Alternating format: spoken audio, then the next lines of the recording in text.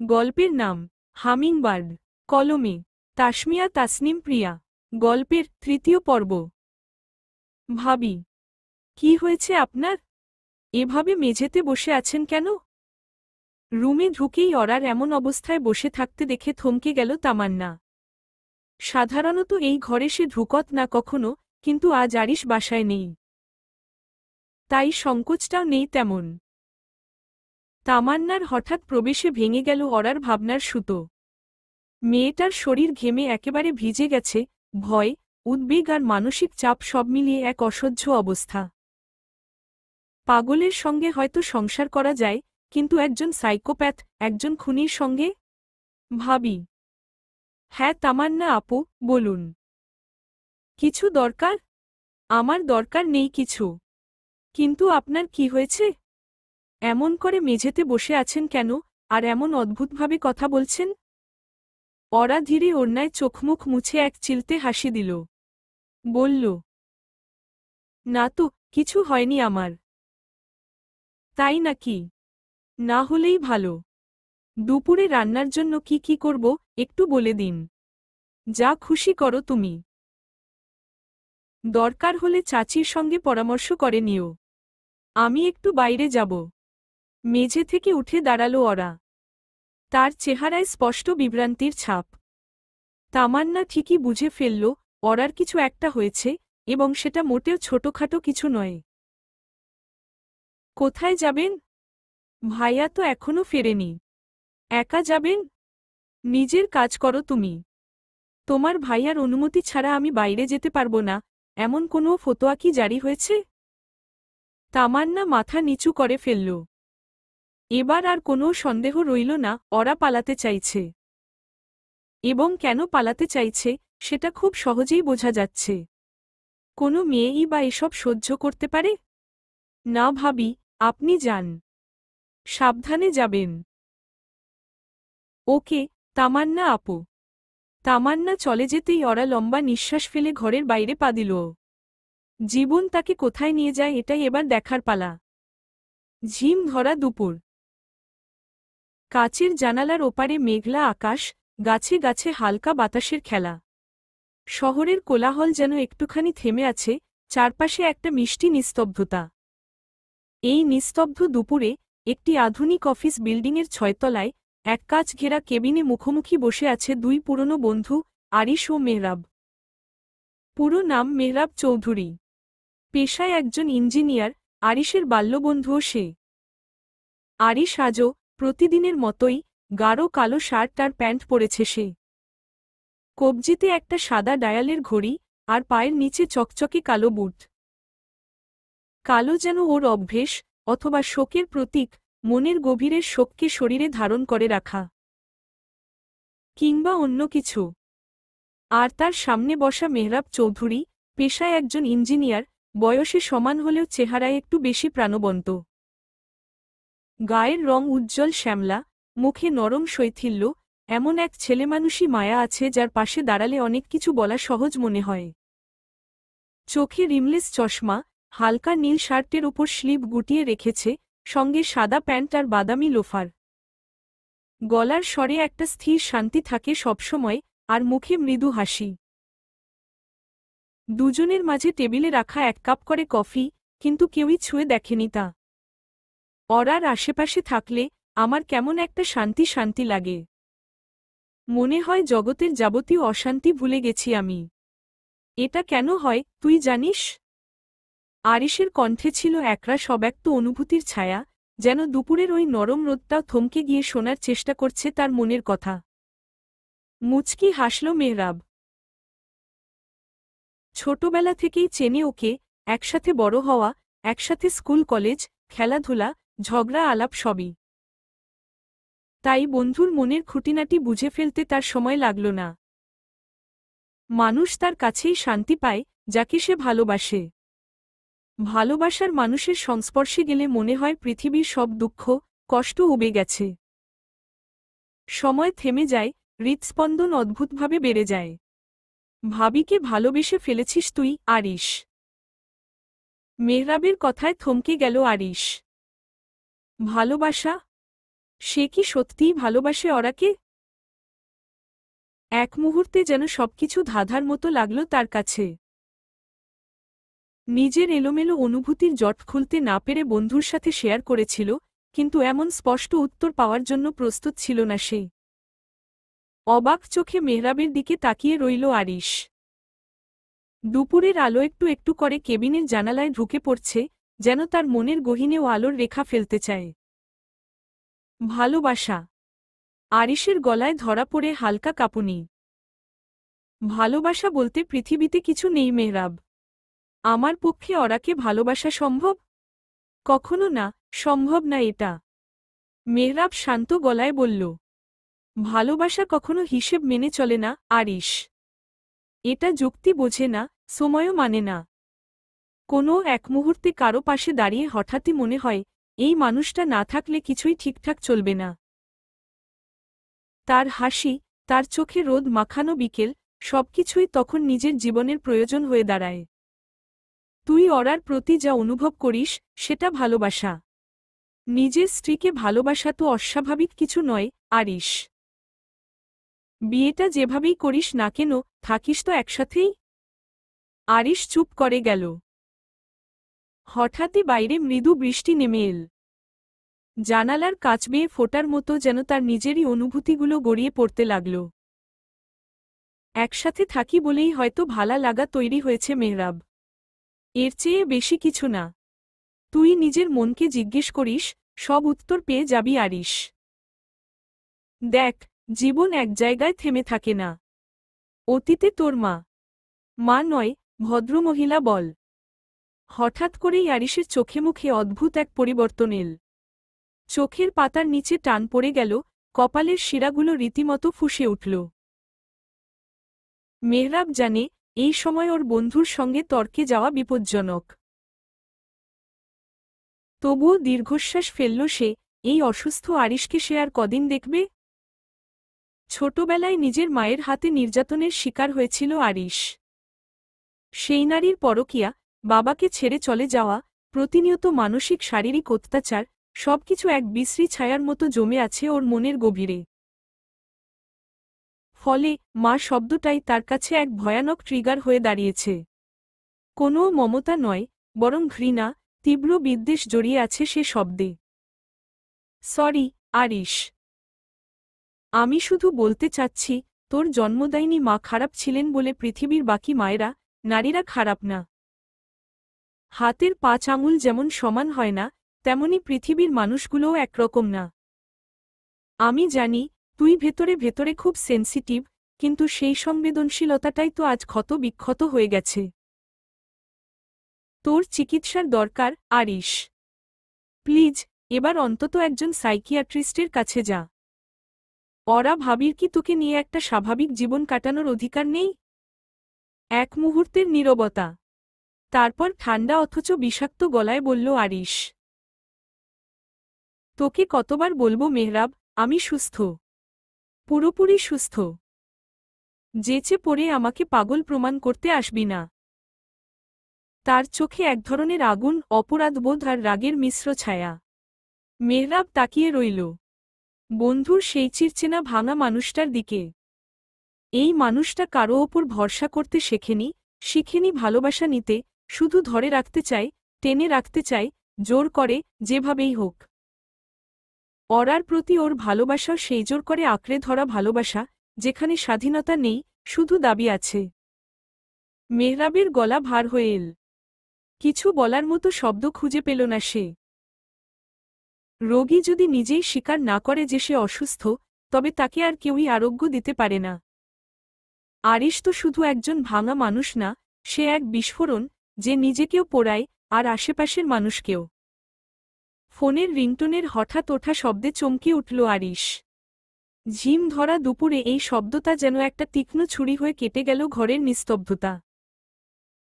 মেহরাব হালকা হেসে বলল, কোনো জরুরি কল মেবি? কথা বল, আমি বিরক্ত করব না। আরিশ মাথা নাড়িয়ে ধীরে টেবিলের ওপর রাখা ফোনটা হাতে তুলে নিল। স্ক্রিনে নাম দেখে থমকে গেল সে। দেলোয়ার ভাই মানে? দেলোয়ার খান বাড়ির গেট দারোয়ানদের মধ্যে একজন সে। আরিশ কল রিসিভ করল সে। হ্যালো, বলুন দেলোয়ার ভাই। কি হয়েছে হঠাৎ? ওপাশ থেকে কিছুক্ষণ চুপ থেকে দেলোয়ার গলাটা একটু নিচু করে বলল, স্যার, ওই ওরা ভাবি। কথাটা মাঝপথেই থেমে গেল। ওরার নাম শুনে আরিশ যেন পলকে বদলে গেল। চোখে অস্বাভাবিক আলো, কণ্ঠে ছায়া নামল তীব্র উত্তেজনার। কি হয়েছে ওর? বলুন, কোথায় ওরা? ভাবি বাসা থেকে বেরিয়ে গেছেন স্যার। এক ছেলেকে দেখলাম গাড়ি নিয়ে এসেছিল। কথাবার্তা শুনে বুঝলাম। কি বুঝলেন? স্পষ্ট করে বলুন। রাগে দপদপ করতে লাগল আরিশের শরীর।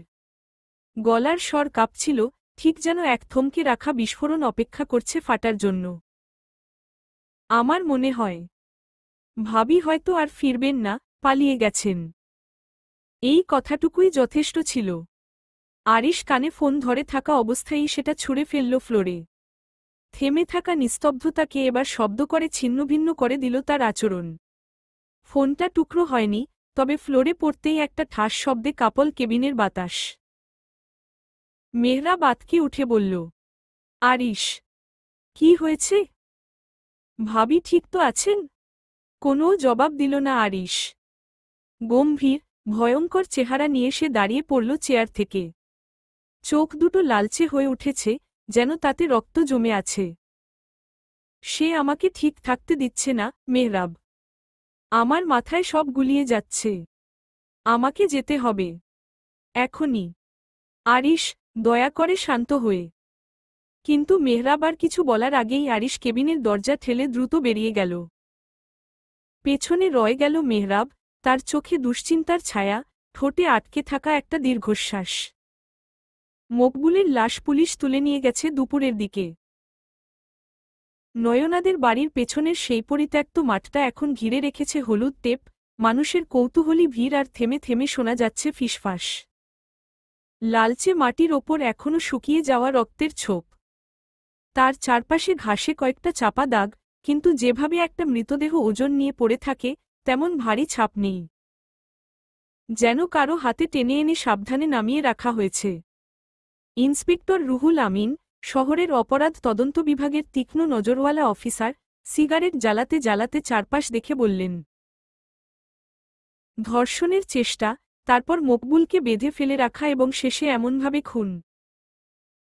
ফরেনসিক বিশেষজ্ঞ ডাক্তার নৌরোজ হোসেন নিচু হয়ে মাটি স্পর্শ করলেন। হাতের গ্লাভসে সামান্য শুকনো কাদা লেগে গেল। রুহুল ভাই, তিনি ধীরে বললেন। মকবুলের শরীরে রিগার মর্টিসের যে অবস্থা, তাতে ধরে নেওয়া যায় মৃত্যু হয়েছে প্রায় 12 থেকে 14 ঘণ্টা আগে। সময়টা মিলে যাচ্ছে, এটা সম্ভবত রাত 2টোর দিকে খুন হয়েছে। রুহুল ভুরু কুঁচকে তাকায়, মাঠ থেকে মকবুলকে নিয়ে যাওয়ার ঠিক ওই সময় কেউ কিছু দেখেনি? ক্যামেরা? এসআই তুহিন রহমান, সদ্য পদোন্নতি পাওয়া, কিন্তু তীক্ষ্ণ দৃষ্টিসম্পন্ন তরুণ অফিসার, তখনই একটা কাগজ বাড়িয়ে দেয়। স্যার, কাছের যে গুদামঘরের সামনের রাস্তার ক্যামেরা আছে, সেটা খারাপ ছিল 4 দিন ধরে। রুহুল শ্বাস ফেলে। নৌরোজ আবার বলেন, আরও খেয়াল করার মতো বিষয়, মৃতদেহের তাপমাত্রা কমে গিয়েছিল অনেকটাই, এমনকি শরীরের নিচের দিকটা একটু বেশি ঠান্ডা ছিল। এটা হয় তখন, যখন লাশ নিচের কোনো ঠান্ডা জায়গায় কিছুক্ষণ পড়ে থাকে সিমেন্টের মেঝে বা স্টোন ফ্লোর। মাঠের মাটি তো এমন নয়। তিনি থেমে গিয়ে ঘাসে ছায়ার মতো লম্বা দাগ দেখান। এটা টানার দাগ, ধরো কেউ মৃতদেহ একটা বস্তায় ভরে এনেছে গাড়িতে, তারপর এখানে নামিয়েছে। রুহুল এবার কড়া স্বরে বলেন, তাহলে খুন হয়েছে অন্য কোথাও।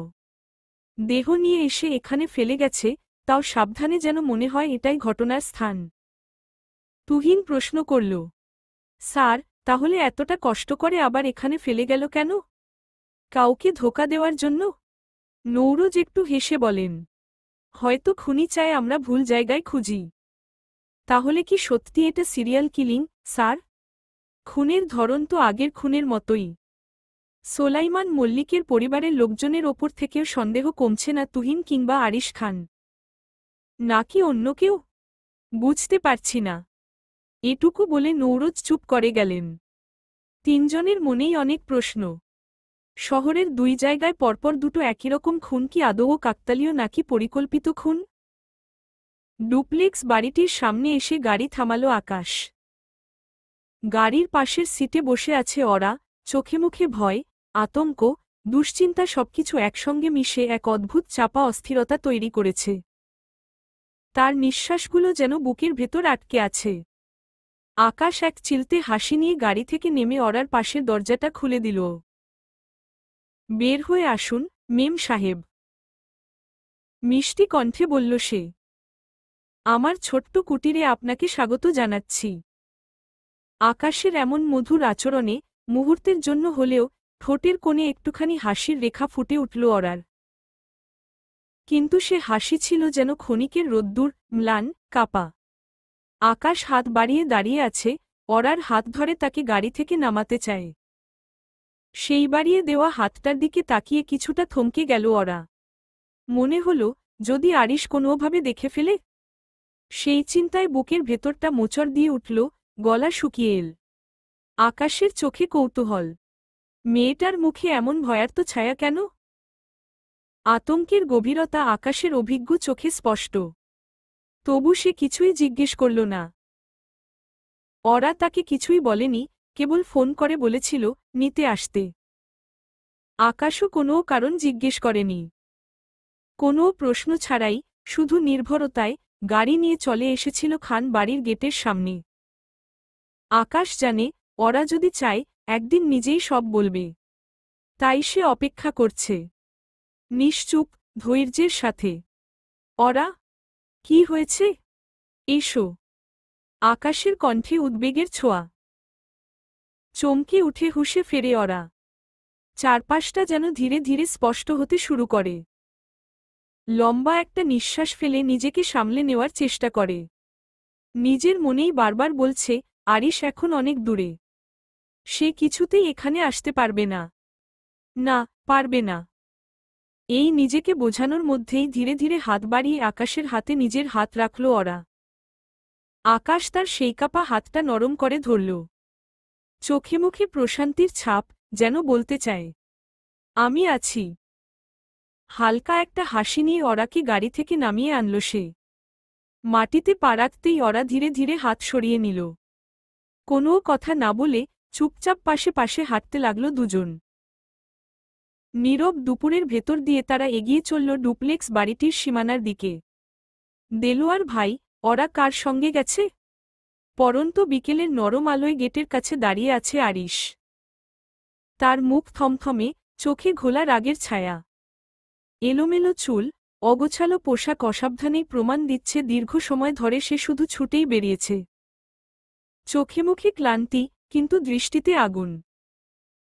দুপুর থেকে শহরের সম্ভাব্য প্রতিটা জায়গা খুঁজেছে সে, ওরার বাবার বাড়ি, বন্ধুবান্ধবদের বাসা, এমনকি কলেজ অবধি। তবুও কোথাও ওরার কোনো হদিস পায়নি। যেন মেয়েটা এক নিমিষে হাওয়া হয়ে গেছে। শেষ অবধি হাল ছেড়ে খান ভিলা ফিরেছে সে। ভেতরটা অজানা এক ভয় আর ক্রোধে ভরে আছে। আর এসেই গেটের দারোয়ান দেলোয়ারকে চেপে ধরল। দেলোয়ার কিংকর্তব্য বিমূঢ়, ভয়ার্ত চোখে তাকিয়ে আছে আরিশের দিকে। আমি কিভাবে বলবো, স্যার? কণ্ঠটা কাঁপছে তার। আমি তো জানি না, উনি কার সঙ্গে গেছেন। কেউ এলে নামও বলেননি। আমি তো শুধু গেট খুলেছি। আরিশ দাঁতে দাঁত চেপে রাগ সংবরণ করার চেষ্টা করছে। কিন্তু শরীর তার কাঁপছে রাগে। মনে পড়ল, তামান্না। হ্যাঁ, সে নিশ্চয়ই কিছু জানে। সব সময় তো ওরার ছায়ার মতো লেগে থাকে। আর কোনো কথা না বলে দেলোয়ারকে পাশ কাটিয়ে বাড়ির ভেতরে ঢুকে গেল আরিশ। দরজা খোলা ছিল। তালহা সদ্যই ফিরেছে বাসায়। আরিশকে এমন তেতে উঠে, হন্তদন্ত হয়ে ঢুকতে দেখে তালহার চোখে ভীষণ অবাক ভাব। ভাইয়া, কি হয়েছে? Anything wrong? কিন্তু কোনো উত্তর নেই। আরিশ কেবল কণ্ঠে বজ্র গর্জন এনে চিৎকার করে উঠল, তামান্না, তামান্না, এদিকে আয়, ফাস্ট। তালহা কেঁপে উঠল। ভাইয়ের এমন রূপ সে সচরাচর দেখে না।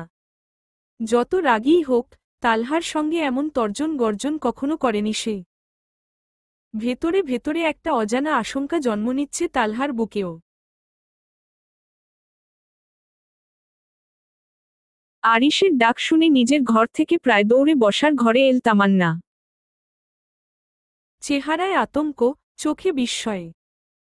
দরজার চৌকাঠেই দাঁড়িয়ে গেল কয়েক সেকেন্ড আরিশের হাতে ধরা পিস্তল দেখে। ওটা সে চেনে, আগেও দেখেছে। লাইসেন্সধারী অস্ত্র, জানে সে। তবু আজকের পরিস্থিতি একেবারে আলাদা। আজ সেই পিস্তলের হ্যান্ডেলে যেন জমে আছে ক্রোধের আগুন। আরিশের মুখের ভঙ্গি দেখে মনে হচ্ছে আজ কিছু একটা ঘটবে। তামান্নার মুখ শুকিয়ে এলো, ঠোঁট কাঁপে, গলা দিয়ে শব্দ বেরোয় না। তবে কথা বলতেই হবে, নয়তো আরিশ আরও রাগান্বিত হয়ে যাবে নিশ্চিত। জি ভাইয়া। কণ্ঠটা খুব নিচু, যেন একটা বাতাসও তা ছিন্ন করে ফেলতে পারে। ওরা কোথায় গেছে? কার সঙ্গে? তামান্না একটু পেছনে সরে যায়। চোখ বড় বড় হয়ে গেছে তার। কপাল বেয়ে নেমে আসা ঘামের ফোঁটাগুলো তার ভেতরের অস্থিরতাই জানান দিচ্ছে। কণ্ঠ রুদ্ধ, কথাগুলো জড়িয়ে যাচ্ছে। আমি জানি না ভাইয়া। ভাবি শুধু বললেন একটু বের হবেন। আমি কিছু জিজ্ঞেস করিনি। আরিশ সামনে পা বাড়ালো, এক ধাপ। বাড়িতে সবাই থাকতেও ওরা এভাবে পালিয়ে গেল কিভাবে? তার চোখ দুটো ঠিক যেন শিকারীর চোখ। ভয় নয়, বরং অন্যদের মধ্যে ভয় ছড়িয়ে দিতে চায় যেন। সাবিহা চুপ করে দাঁড়িয়ে আছে এক কোণায়। ঠোঁট চেপে রেখেছে, ইচ্ছে করছে অনেক কিছু বলতে, ঝাড়ি দিতে। কিন্তু মুখ খোলেনি, অন্তত এখনো না। তালহা কেমন গুটিয়ে আছে। এতক্ষণে সবকিছু তার স্পষ্ট হয়ে গেছে, অন্তত ওরার সিদ্ধান্তের ধরনটা। সোফায় বসে থাকা তাসলিমা খাতুন ঠোঁটে বাঁকা হাসি টেনে নিচু স্বরে নিজের মনেই বললেন, ভালোই হয়েছে, আপদ বিদায় হয়েছে। এখন অন্তত সাবিহার সাথে আরিশের কিছু হওয়ার সম্ভাবনা আছে। তার মুখের সেই অতৃপ্ত আত্মতুষ্টি যেন ছায়ার মতো বসে আছে ঘরের প্রতিটি কোণে। তালহা এগিয়ে এসে গলা নরম করে বলল, ভাইয়া, ভাইয়া শান্ত হও। দেলোয়ার ভাইকে ঠান্ডা মাথায় জিজ্ঞেস করে দেখো। ভাবি যে গাড়িতে গিয়েছেন, কোনোভাবে গাড়ির নম্বর দেখেছিল কিনা। সেই সূত্রে হয়তো। হঠাৎ করেই আরিশ থেমে গেল। ঠোঁটের কোণে এক চিলতে ঠান্ডা হাসি খেলল। তালহা চমকে গেল। এই অদ্ভুত হাসি সে চেনে না। আরিশ মনেই মনে কিছু হিসেব কষছে। দেলোয়ার তো কিছু একটা বলতে চেয়েছিল, গাড়ির নম্বরের কথা। কিন্তু তখন তার রাগের আগুনে কিছুই মুখ ফুটে বলতে পারেনি বেচারা। চোখজোড়া হঠাৎ জ্বলে উঠল আরিশের। তালহা, দেলোয়ারকে ডেকে আনো এখনই। ঘরে মুহূর্তেই শীতল একটা চাপা স্রোত নেমে এলো, যেন ঝড়ের ঠিক আগের মুহূর্ত। মেয়েকে খুঁজে পাওয়া যাচ্ছে না, এই খবরটা শুনেই যেন শরীরটায় হঠাৎ করে ঝাঁকুনি খেয়েছে রোকসানার। বুক ধরফর করছে, নিঃশ্বাস নিতে কষ্ট হচ্ছে। নয়নাও পাশেই বসে আছে, চোখে মুখে গভীর দুশ্চিন্তা। মেয়েটা যেন এক লহমায় বড় হয়ে গেছে। অফিস থেকে ফেরার পরপরই সোলাইমান মল্লিক সব শুনেছেন। রোকসানাকে শান্ত করার সর্বোচ্চ চেষ্টা করছেন। তার কণ্ঠে ভরসা, শান্ত এক দৃঢ়তা। তুমি ভেঙে পড়ো না, রোকসানা। দেখবে, ওরা ঠিক ফিরে আসবে। আমি আছি না।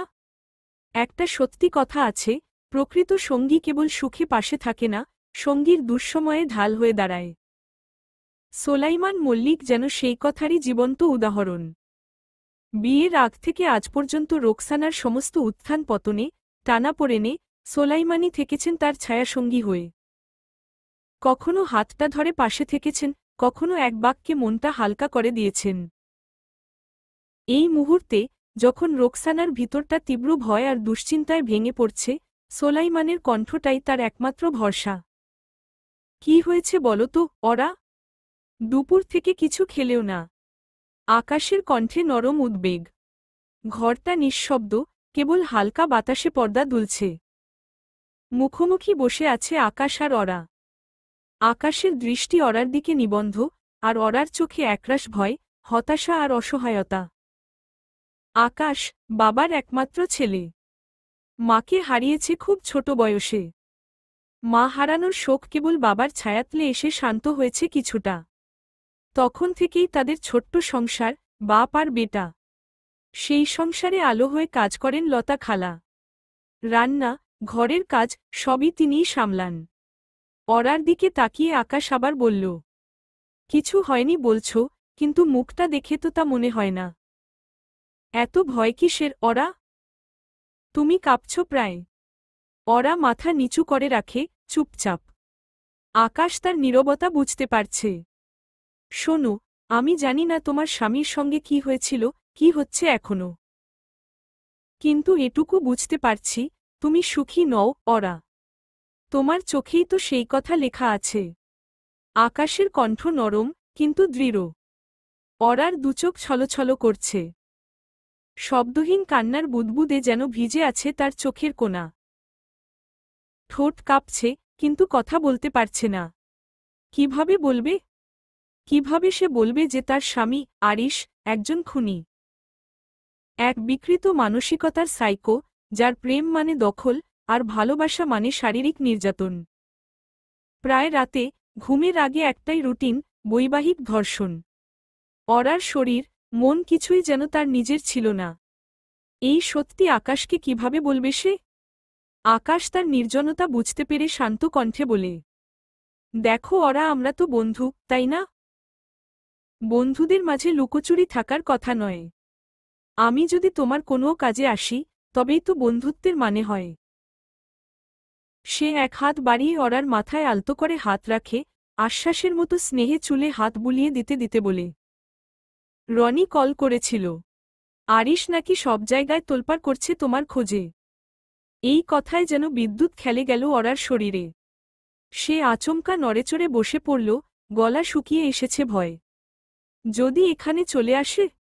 তার চোখে আতঙ্ক ঝলসে ওঠে। আকাশ শান্ত গলায় বলে, আসলেও কিছু করতে পারবে না, অরা। তুমি চাইলে কেউ তোমাকে জোর করে কোথাও নিয়ে যেতে পারবে না। আমি আছি তোমার পাশে। অরা তাকিয়ে থাকে আকাশের চোখে। তার ঠোঁটে একটা তিক্ত হাসি ফুটে ওঠে, ছায়া আর কান্নায় মিশ্রিত। আরিশ নাকি জোর করবে না। তুমি জানো না, উনি কেমন। অরার গলা যেন কান্না চাপা দেওয়ার চেষ্টায় রুদ্ধ। যেমনই হোক, তোমার ইচ্ছার বিরুদ্ধে কিছু করতে পারবে না। আচ্ছা, তুমি বাবার বাড়ি গেলে কেমন হয়? বাই এনি চান্স, তোমার হাসবেন্ডকে তারা সাপোর্ট করে? অরা ধীরে ধীরে মাথা নাড়ল। একটাও শব্দ বেরোল না ঠোঁট থেকে। তার চোখের পাতার নিচে লুকানো ভয় আকাশের চোখে স্পষ্ট। সে উঠে দাঁড়াল। আকাশও উঠে দাঁড়িয়েছে। আকাশ, আমি এখানে থাকব না। আমি চাই না তোমার সাথে কিছু হোক। আরিশ কেমন আচরণ করতে পারে, তুমি জানো না। আকাশ তার কাঁধে হাত রাখল। ধুর, বোকা। ঝামেলা হবে কেন? রাগ করলে দুটা কথা শুনিয়ে যাবে, এই তো। অরা কিছু বলল না। শুধু মাথা নিচু করে দাঁড়িয়ে থাকল। তার দুপায়ে যেন শক্তি নেই আর। আকাশ তাকে বোঝাতে চায়, কিন্তু অরার দুঃস্বপ্নের বাস্তবতা সে কল্পনাও করতে পারে না। ঠিক তখনই বর্ষর একটা আওয়াজ। দুজনে একসাথে চমকে উঠল। বসার ঘর থেকে হলো আওয়াজটা। অরার গলা কাঁপছে। নিঃশ্বাস টানা টানা। আকাশ শান্ত গলায় বলল, ভয় পেও না। হয়তো লতা খালা কিছু ফেলে দিয়েছেন। চলো, দেখে আসি। তারপর ওর হাতটা শক্ত করে ধরল। অরা কিছু বলল না, কেবল গলা শুকিয়ে গেছে। আকাশের সাথে ধীরে ধীরে পা ফেলল সে। তারা দুজনে করিডোর পেরিয়ে বসার ঘরের মুখে পৌঁছাল। দম আটকে আসা মুহূর্ত। সামনেই দাঁড়িয়ে আছে আরিশ। দেয়ালের পাশে, এক ধাপ সামনে। তার চোখ দুটো তীব্র, অস্বাভাবিকভাবে স্থির। মাথা সামান্য নিচু। ঠোঁট সোজা রেখা। একটা ম্লান, ভয়ার্ত নিঃশ্বাস যেন হাওয়ায় জমে আছে। অরার মুখ কেঁপে উঠল। হাতটা এখনো আকাশের হাতে। অথচ ও এতটাই হতবাক যে হাত সরিয়ে নিতে ভুলে গেছে। আকাশ থমকে গেল। আরিশ ধীরে ধীরে সামনে এগোল। হামিংবার্ড, ফিরে চলো, আমরা বাসায় যাচ্ছি। আরিশের কণ্ঠে হিমশীতলতা, অরার শরীর দিয়ে একটা শীতল স্রোত বয়ে গেল। এই লোক তো সহজে চুপ থাকে না। তার নীরবতা যেন আরও ভয় ধরিয়ে দিচ্ছে। ওরা আপনার সঙ্গে ফিরতে চায় না। আকাশের দিকে তাকালো আরিশ। ঠান্ডা চোখে আপাদমস্তক নজর বুলিয়ে নিল। ওরা তৎক্ষণাৎ আকাশের হাত ছাড়িয়ে কিছুটা দূরে সরে গেল। স্বামী স্ত্রীর কথায় তৃতীয় ব্যক্তির রোকা মানা, এটা কেউ শেখায়নি তোমায়? একবার ওরার দিকে তাকালো আকাশ। ওরা ভয়ে কাপা গলায় বলল, আপনি চলে যান, আমি যাব না। Hummingbird, don't make me angry. তুমি জানো, আমি রেগে গেলে তা ভালো কিছু হয় না। আরিশের গলায় নীরব হুমকি। আকাশ সেটা বুঝে ওরার হাত শক্ত করে ধরল। চমকে উঠল ওরা। আরিশ তখন তীক্ষ্ণ দৃষ্টিতে সেদিকে তাকিয়ে আছে। তার চোখে মুখে অদ্ভুত এক অস্থিরতা। ওরার গা কাটা দিয়ে উঠল। দেখুন, ওরা আপনার সাথে যেতে চায় না, তবুও কেন জোর করছেন? আকাশ এক ধাপ এগিয়ে বলল, গলায় স্পষ্ট দ্বিধা আর সাহসের মিশেল। ও তো বলেছে যাবে না। প্লিজ, ওরাকে একা থাকতে দিন। আমি ওকে ওর বাবার বাড়ি পৌঁছে দিয়ে আসব। তারপর ওর ইচ্ছে হলে আপনার কাছে ফিরবে। হঠাৎ কোনো রকম পূর্বাভাস না দিয়ে আরিশ পকেট থেকে পিস্তল বের করে আকাশের কপালে ঠেকাল। লোহার ঠান্ডা মাথা ঠেকতেই আকাশের দম আটকে এল। ওরার মুখ ফ্যাকাশে, গলা শুকিয়ে গেছে। আকাশ এক চিৎকারে সে পেছনে সরে গেল, চোখে আতঙ্ক জমে গেল। প্লিজ, আকাশকে কিছু করবেন না। ওরার গলায় কান্না, গলার স্বর যেন ভেঙে পড়েছে। আরিশ শান্ত ভঙ্গিতে বলল, ওকে ধরতে তো আসেনি আমি, তুমিই আমাকে বাধ্য করলে। ওরা। আকাশ হতবাক, তবু গলায় সাহস জোড়ায়। আপনি ভুল করছেন, এটা অপরাধ। আপনি জানেন না আপনি কি করছেন। চুপ। আরিশের চোখে আগুন। সে এক পলক দেখল আকাশের দিকে। তারপর ঠিক করল নিশানা, এক নিঃশ্বাসে ট্রিগার টেনে ধরল। একটা বিকট শব্দ। আকাশের হাত দিয়ে রক্ত ঝরতে লাগল। সে এক পা পিছিয়ে দেয়ালে ধাক্কা খেল। গুলির জ্বালা শরীর ছুঁড়ে ফেলে দিল তাকে। ওরা ফ্লোরে বসে পড়ল। কান্নায় গলা আটকে আসছে। হাত দিয়ে মুখ ঢেকেছে সে। দম বন্ধ হয়ে আসছে। আরিশ দাঁড়িয়ে আছে, ঠোঁটের কোণে সেই তৃপ্তির হাসি। আমার ছোট্ট পাখিকে যে হাত স্পর্শ করে, সেই হাতের পরিণতি তো এমনই হওয়ার কথা। আরিশের কণ্ঠে বরফের মতো ঠান্ডা ভয়। হামিংবার্ড, তুমি জানো না, তোমার শরীরে হাওয়া ছুঁয়ে গেলেও সেই হাওয়াটুকু সহ্য করতে পারি না আমি। সেখানে এ তো আস্ত একটা পুরুষ মানুষ। ওরা ভয় কাঁপছে, চোখ অশ্রু ভেজা। আকাশ তার দৃষ্টিতে কষ্ট আর অনুতাপ নিয়ে তাকিয়ে আছে। রক্তে ভেজা হাত চেপে ধরে আছে। আরিশ ধীরে ধীরে এগিয়ে গেল আকাশের দিকে। তার চোখে আগুন না, অন্ধকার। যে অন্ধকারে প্রতিনিয়ত ওরা তলিয়ে যাচ্ছে। পরপর কয়েকটি ঘুষি মারল সে আকাশের মুখে। আকাশ চিৎকার করে উঠল, চোখে মুখে ব্যথার ছাপ। সোফায় লুটিয়ে পড়েছে ও। আরিশ, থেমে যান, প্লিজ। ওরা আর সহ্য করতে পারল না। দৌড়ে গিয়ে আকাশের সামনে ঢাল হয়ে দাঁড়াল। ওকে ছেড়ে দিন, আরিশ। ওরার কণ্ঠ দৃঢ়, চোখ মুখে তীব্র অভিমান আর রাগ। আরিশ ভ্রু কুঁচকে তাকায়। ওরার চেহারার বদলটা তার নজর এড়ায় না।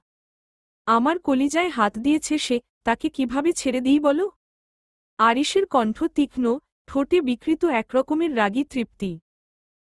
আপনি আর কিছু করবেন না ওকে। ওরা এবার সামনে এসে বুক চিতিয়ে দাঁড়ায়। কিন্তু আরিশ তা না শুনেই আকাশকে আরেকটা ঘুষি মারে। এসব আর সহ্য হচ্ছে না ওরার। রাগে, দুঃখে, ঘৃণায় সে দৌড়ে গিয়ে আরিশের কলার চেপে ধরল। আপনার মতো পশুর সঙ্গে আমি থাকতে চাই না, জানেন কেন? কারণ আপনি মানুষ নন। একটা স্বাভাবিক মানুষ এরকম আচরণ করে না, আরিশ। হঠাৎ করেই আরিশের চোখ মুখ বদলে গেল। চোখজোড়া রক্তবর্ণ, ঠোঁটের কোণে বিকৃত এক অদ্ভুত হাসি, সব মিলিয়ে ওকে এখন ভয়ঙ্কর দেখাচ্ছে। ওরা কিছু বুঝে ওঠার আগেই আরিশ তাকে ঝাপটে জড়িয়ে ধরল। ছটফট করছে ওরা, নিজেকে ছাড়ানোর চেষ্টা করছে বারবার। কিন্তু আরিশ শান্ত, অদ্ভুতভাবে শান্ত। তার কপালে, গালে, ঠোঁটে একের পর এক চুমু এঁকে দিচ্ছে। তারপর আবারও বুকের মাঝে চেপে ধরে দীর্ঘ নিঃশ্বাস ফেলল সে, একটা অস্বাভাবিক স্বস্তির নিঃশ্বাস। ওরা ভয়, লজ্জায় কাঁপছে। নিজেকে ছুঁড়ে ফেলতে চাইছে এই আতঙ্ক থেকে, এই অন্ধকার থেকে। চলো, বাসায় ফিরি। আরিশের কণ্ঠে দৃঢ়তা। আমি যাব না আপনার সাথে। আপনি শুনতে পাচ্ছেন? ওরা নিজেকে ওর কাছ থেকে কোনোমতে ছাড়িয়ে দূরে সরে দাঁড়াল। ওদিকে আকাশ জ্ঞান হারিয়ে ফেলেছে। আরিশ ঠান্ডা একটা হাসি হাসল। ধীরে ধীরে পিস্তলটা তুলে আকাশের দিকে তাক করল। আতকে উঠল ওরা। কি করছেন আপনি? দেখতে থাকো। আরিশের কণ্ঠে ভয়ঙ্কর নির্লিপ্ততা। আরেকটা খুন করতে যাচ্ছেন? ওরার গলা কেঁপে উঠল। খুন তো আগে করিনি। তবে তোমার জন্য খুনও করতে পারি আমি। আকাশের দিকে তাকিয়ে কান্নায় ভেঙে পড়ল ওরা। আরিশ তখন কাউন্টডাউন শুরু করেছে। 1, 2। থামুন। ওরা চিৎকার করল। চলুন, আমি যাব আপনার সাথে। আরিশের ঠোঁটে তৃপ্তির বিস্তৃত হাসি ফুটে উঠল। এক মুহূর্তও দেরি না করে সে ওরার হাত ধরে বাসা থেকে বেরিয়ে গেল। পেছনে পড়ে রইল রক্তাক্ত আকাশ, নির্বাক, নিস্তেজ। আরিশ চলে যেতেই লতা খালা ছুটে এলেন তার দিকে। বসার ঘরে থমথমে নীরবতা। তালহা আর তামান্না মাঝে মাঝে একে অন্যের দিকে তাকাচ্ছে, চিন্তিত, ভীত। আজ ওরার ভাগ্যে কি আছে কেউ জানে না। কিন্তু ওরা এমন করল কেন? তালহা কিছুই বুঝে উঠতে পারছে না, আর তামান্না চুপচাপ প্রার্থনা করছে, শুধু ওরার জন্য। ডাইনিং টেবিলে বসে সাবিহা অন্যমনস্ক ভঙ্গিতে আঙুর চিবোতে ব্যস্ত। আরিশ যেন রাগের মাথায় ওরাকে গুলি করে বসে, এই ইচ্ছাই যেন ওর চোখে মুখে লেখা। হঠাৎ বাইরে গাড়ির শব্দে চমকে উঠল সবাই। তামান্না বসা থেকে উঠে দাঁড়াল, তাড়াতাড়ি দরজার দিকে এগিয়ে গেল। তালহা পর্দার ফাঁক দিয়ে বাইরে উকি দিচ্ছে। আরিশ এগিয়ে আসছে, আর পাশে মাথা নিচু করে হাঁটছে ওরা। ওর চোখে জল, মুখটা ফ্যাকাশে। যেন আত্মা শরীর ছেড়ে বেরিয়ে যেতে চায়। হাতে এক চিলতে কাঁপুনি। শরীরটা নিস্তেজ, যান্ত্রিকভাবে হাঁটছে কেবল। তামান্না দরজার সামনে দাঁড়িয়ে, চোখ আটকে গেছে ওরার মুখে। তালহা পেছনে থেকে ধীরে ধীরে সামনে এগিয়ে এল। তোমরা এসেছ? যাক, আলহামদুলিল্লাহ। তালহার কণ্ঠে স্বস্তির মিশ্রণ, কিন্তু আরিশের মুখে বিন্দুমাত্র প্রতিক্রিয়া নেই। চোখে একরকম স্থির শূন্যতা। সে একটুও না থেমে ওরার হাত ধরে সোজা সিঁড়ি বেয়ে দোতলার দিকে রওনা হল। তালহা চুপচাপ দাঁড়িয়ে থাকলেও তামান্নার ঠোঁট ফসকে বেরিয়ে এল। আল্লাহ ভাবিকে রক্ষা করো। কে জানে আজ কি অপেক্ষা করছে ওর কপালে। মানে? তালহা ঘুরে তাকালো, কণ্ঠ থমথমে। ভাইয়া কি ভাবিকে মানে ভাবি মাকে মারধর করে? তামান্না? তামান্না কাপা চোখে তাকালো ওর দিকে। চুপ করে থাকলে আরও বাজে কিছু ভেবে ফেলবে তালহা, এমন ভাবনায় কথাগুলো বেরিয়ে এল। ভাইয়ার ডাক্তার দেখানো উচিত, তালহা ভাই। আপনি কয়েকদিন থাকুন, সব বুঝে যাবেন। তালহা দীর্ঘশ্বাস ছাড়ল। আরিশের ছোটবেলা, বর্তমান, তার অস্থিরতা সম্পর্কে তালহাও একটু আধটু শুনেছে। কিন্তু সমস্যা এতদূর গড়িয়েছে সেটা জানত না। চোখ তুলে সিঁড়ির দিকে তাকালো তালহা। ধীর পায়ে উঠে যাচ্ছে আরিশ, আর পেছনে মৃতপ্রায় পাখির মতো হাঁটছে ওরা। ঘরে ঢুকেই দরজা ধাক্কা দিয়ে আটকে দিল আরিশ। ওরা চুপচাপ দাঁড়িয়ে, চোখে আজ অদ্ভুত এক জেদ, যেন আগের সেই কুকড়ে যাওয়া ওরা আর নেই। ওই ছেলের সঙ্গে কেন গিয়েছিলে, হামিংবার্ড? আরিশ দুই হাতে ওরার গাল ছুঁয়ে জিজ্ঞেস করল ধীরে। ওরার চোখে চোখ রেখে সোজাসাপটা উত্তর। তোমার কাছে আর থাকতে চাই না। বাবার বাড়ি গেলে আবার জোর করে টেনে আনতে। তাই আকাশের সাথে গিয়েছিলাম। আরিশ এক হাতে তার কোমরে শক্ত করে ধরে ফেলল, আরেক হাতে চিবুক তুলে বলল, তাতে কি লাভ হলো, ছোট্ট পাখি? ওরা চোখ নামাল না। ঠান্ডা গলায় বলল, আমার আগেই বোঝা উচিত ছিল, একজন সাইকোপ্যাথের পক্ষে সব সম্ভব। যে একটা খুন করতে পারে, সে আরও অনেক কিছুই পারে। আরিশের হাত শক্ত হতে লাগল। কোমরে, চিবুকে ওরা ব্যথা পাচ্ছে। চোখে জল চিকচিক করছে। আমি কাউকে খুন করিনি, চাপা গলায় বলল আরিশ। মিথ্যে বলছেন। এক মুহূর্ত চুপ। তারপর আরিশ ওরার গলায় আলতো করে চুমু খেল। ওরার শরীর শিউরে উঠল ঘৃণায়। আরিশ থেমে থেমে আরও দুবার চুমু খেল, তারপর হঠাৎই তার কাঁধে দাঁত বসাল। ব্যথায় হালকা চেঁচিয়ে উঠল ওরা। কাঁধ থেকে ধীরে ধীরে রক্ত গড়িয়ে পড়ছে। কি দিচ্ছি না তোমাকে? টাকা পয়সা? সে সময়? আর কি দরকার তোমার? তারপরও আমার নামে মিথ্যা অভিযোগ দিয়ে পালিয়ে গেলে কেন, হামিংবার্ড? ওরা আরিশকে ধাক্কা দিয়ে নিজের থেকে দূরে সরিয়ে ফেলল। আচমকা ধাক্কা দেওয়াতে আরিশও টাল সামলাতে পারেনি। টাকা, সেক্স এসবের বাইরেও মানুষের জীবনে আরও কিছু আছে। আর সময়? কিসের সময়? সারারাত জোর করে সময় কাটানোর কথা বলছেন? ওরাকে এভাবে কথা বলতে দেখে আরিশের বুকে চিনচিন ব্যথা করছে। মাথাটা কেমন ঝিমিয়ে যাচ্ছে, চোখের সামনে ভাসছে কিছু দৃশ্য। এভাবেই আরিশের মা তার বাবার সাথে ঝগড়া করতেন, বিনা কারণে ভদ্রলোককে অপবাদ দিতেন, গলা উঁচিয়ে কথা বলতেন, সবকিছু দেওয়ার পরেও সন্তুষ্ট হতেন না। দৃশ্যগুলো চোখের সামনে ভাসতেই হঠাৎ করে হিংস্র হয়ে উঠল আরিশ। চোখের পলকে ওরাকে কোলে তুলে নিয়ে বিছানায় ছুঁড়ে ফেলল। পশুর মতো ঝাঁপিয়ে পড়ল ওরার ওপর। তার ঠোঁট, গলা, বুকে আরিশের কঠিন স্পর্শ সহ্য করতে পারছে না। ওরা ব্যথায় ছটফট করছে কেবল। Am I not enough for you? Do you still want more, hummingbird? নাকি দুদিন ছাড় দিয়েছি বলেই আকাশের? আরিশের কণ্ঠ থেমে গেল ওরার আচরণে। সে থাপ্পড় মেরেছে আরিশকে। রাগে আর ঘৃণায় অন্ধ হয়ে কাজটা করে ফেললেও আরিশের দৃষ্টি এখন ওরার ভেতর কাঁপন ধরিয়ে দিচ্ছে। আরিশের রাগ অনিয়ন্ত্রিত হয়ে উঠল। ওরা কাঁদছে। আরিশ কোনো কথা না বলে ঘর থেকে বেরিয়ে গেল। চমকে উঠল ওরা। লোকটা কি করবে এখন? আর রাগের মাথায় সে ইবা কি করল? আরিশের গায়ে ওরা হাত তুলেছে। বিছানায় বসে দরজার দিকে তাকিয়ে রইল সে। আরিশ নিশ্চয়ই আরও ভয়ঙ্কর হয়ে ফিরবে। হলো তাই।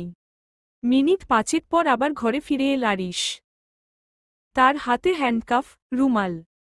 আসন্ন ঘটনা আঁচ করতে পেরে পিছনে সরে বসতে লাগল ওরা।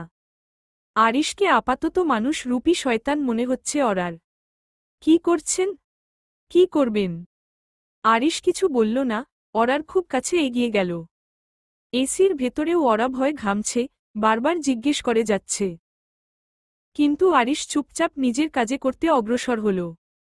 ওরার হাতের কবজিতে হ্যান্ডকাফ পরিয়ে দিল সে। এই হাত দিয়ে মেরেছ আমাকে। আপাতত ৪৮ ঘণ্টা এভাবেই থাকতে হবে তোমাকে। আমি প্রয়োজনে আত্মহত্যা করব। তবুও আপনার সাথে থাকব না। আপনি বদ্ধ উন্মাদ একজন মানুষ। আমার মা। মা কিভাবে পারল আপনার মতো উন্মাদের সাথে আমাকে বিয়ে দিতে? ওরার কণ্ঠে রাগ, ঘৃণা সবকিছু যেন মিলেমিশে আছে। আরিশের চোখ দুটো শান্ত, তবে লাল হয়ে আছে। ওরার কথা শুনতে ইচ্ছে করছে না তার। এই মেয়েটা আজ তাকে নিজের মায়ের দেওয়া আঘাতের কথা মনে করিয়ে দিয়েছে। আরিশ রুমাল দিয়ে ওরার মুখ বেঁধে ফেলল। অসহায় দৃষ্টিতে তাকিয়ে আছে মেয়েটা। এভাবে যন্ত্রণা দেওয়ার থেকে মেরে ফেললেও তো পারে। আরিশ শান্তভাবে ওরার কোলে মাথা রাখল। সোজা হয়ে শুয়ে ওরার মুখের দিকে তাকিয়ে নিচু কণ্ঠে বলল, তুমিও আমাকে ছেড়ে চলে যাবে, হামিংবার্ড? তুমিও আঘাত করলে আমাকে? বলো তো, মানুষকে ধরে রাখে কি? ভালোবাসা? যত্ন? নাকি শুধু টাকা? শারীরিক আর আর্থিকভাবে সবটুকু দিতে চেয়েছি তোমায়, তবুও কেন যেন হারিয়ে ফেলছি। বলো না, কি করলে তুমি থাকবে আমার পাশে? আরিশকে এমন ভাঙা, নিঃসঙ্গ দেখেনি ওরা আগে কখনো। কিছুটা হতচকিত হয়ে গেছে মেয়েটা, কি বলবে কি করবে বুঝে উঠতে পারছে না। আরিশকে এমন ভাঙা নিঃসঙ্গ দেখেনি ওরা আগে কখনো। কিছুটা হতচকিত হয়ে গেছে মেয়েটা, কি বলবে কি করবে বুঝে উঠতে পারছে না। আরিশ একটু থেমে আবারও বলতে লাগল, জানো হামিংবার্ড, আমি ভালোবাসায় বিশ্বাস করি না। আমার কাছে সবকিছুই চাহিদা দিয়ে মাপা হয়, হতে পারে সেটা আর্থিক, মানসিক কিংবা শারীরিক। সবকিছুর ভেতরেই একটা প্রয়োজন লুকিয়ে থাকে। এই যে তোমার সঙ্গে জেদ ধরি, রাগ করি, তবুও কেমন একটা অনুভব হয় ভেতরে। কেন হয় নিজেই জানি না। ওরা কিছু বলতেও পারছে না। হাত বাঁধা, মুখও। শুধু আরিশের আধপাগলের মতো কথা শুনে যাচ্ছে। একটু আধটু মায়া লাগছে ভদ্রলোকটার জন্য। কারণ এই মুহূর্তের আরিশ অন্য সময়ের আরিশ থেকে একদম আলাদা। আরিশ ওরার দিকে দৃষ্টিপাত করল। ওরা নিষ্পলক চোখে তাকিয়ে আছে তার দিকেই। মুচকি হাসল আরিশ। কথা বলতে চাও? ওরা মাথা নাড়ল। আরিশ শোয়া থেকে উঠে বসল। তারপর ওরার মুখ থেকে রুমালটা সরিয়ে দিয়ে আবার তার কোলেই মাথা রাখল। এতক্ষণ মুখ বাঁধা থাকার ফলে ওরা কিছুক্ষণ ঘন ঘন নিঃশ্বাস ফেলল। আমার সাথে থাকবে না হামিংবার্ড? চোখে চোখ রেখে নিচু স্বরে শুধালো আরিশ। ওরা ফ্যালফ্যাল করে তাকিয়ে আছে। কত মায়া নিয়ে জিজ্ঞেস করছে লোকটা। চোখে অসহায়ত্ব, কণ্ঠে হারিয়ে ফেলার আকুতি, বাচ্চাদের মতো কেমন কেমন করে তাকিয়ে আছে সে। ওরা দোটানায় পড়ে গেল। এই কঠিন, পাগলাটে পুরুষটির মধ্যেও একটা শিশুসুলভ মানুষ আছে। আরিশ ভ্রু উঁচিয়ে ইশারায় আবারও জিজ্ঞেস করল। ওরা ভাবনার অতলে তলিয়ে যাচ্ছে। কি বলবে সে?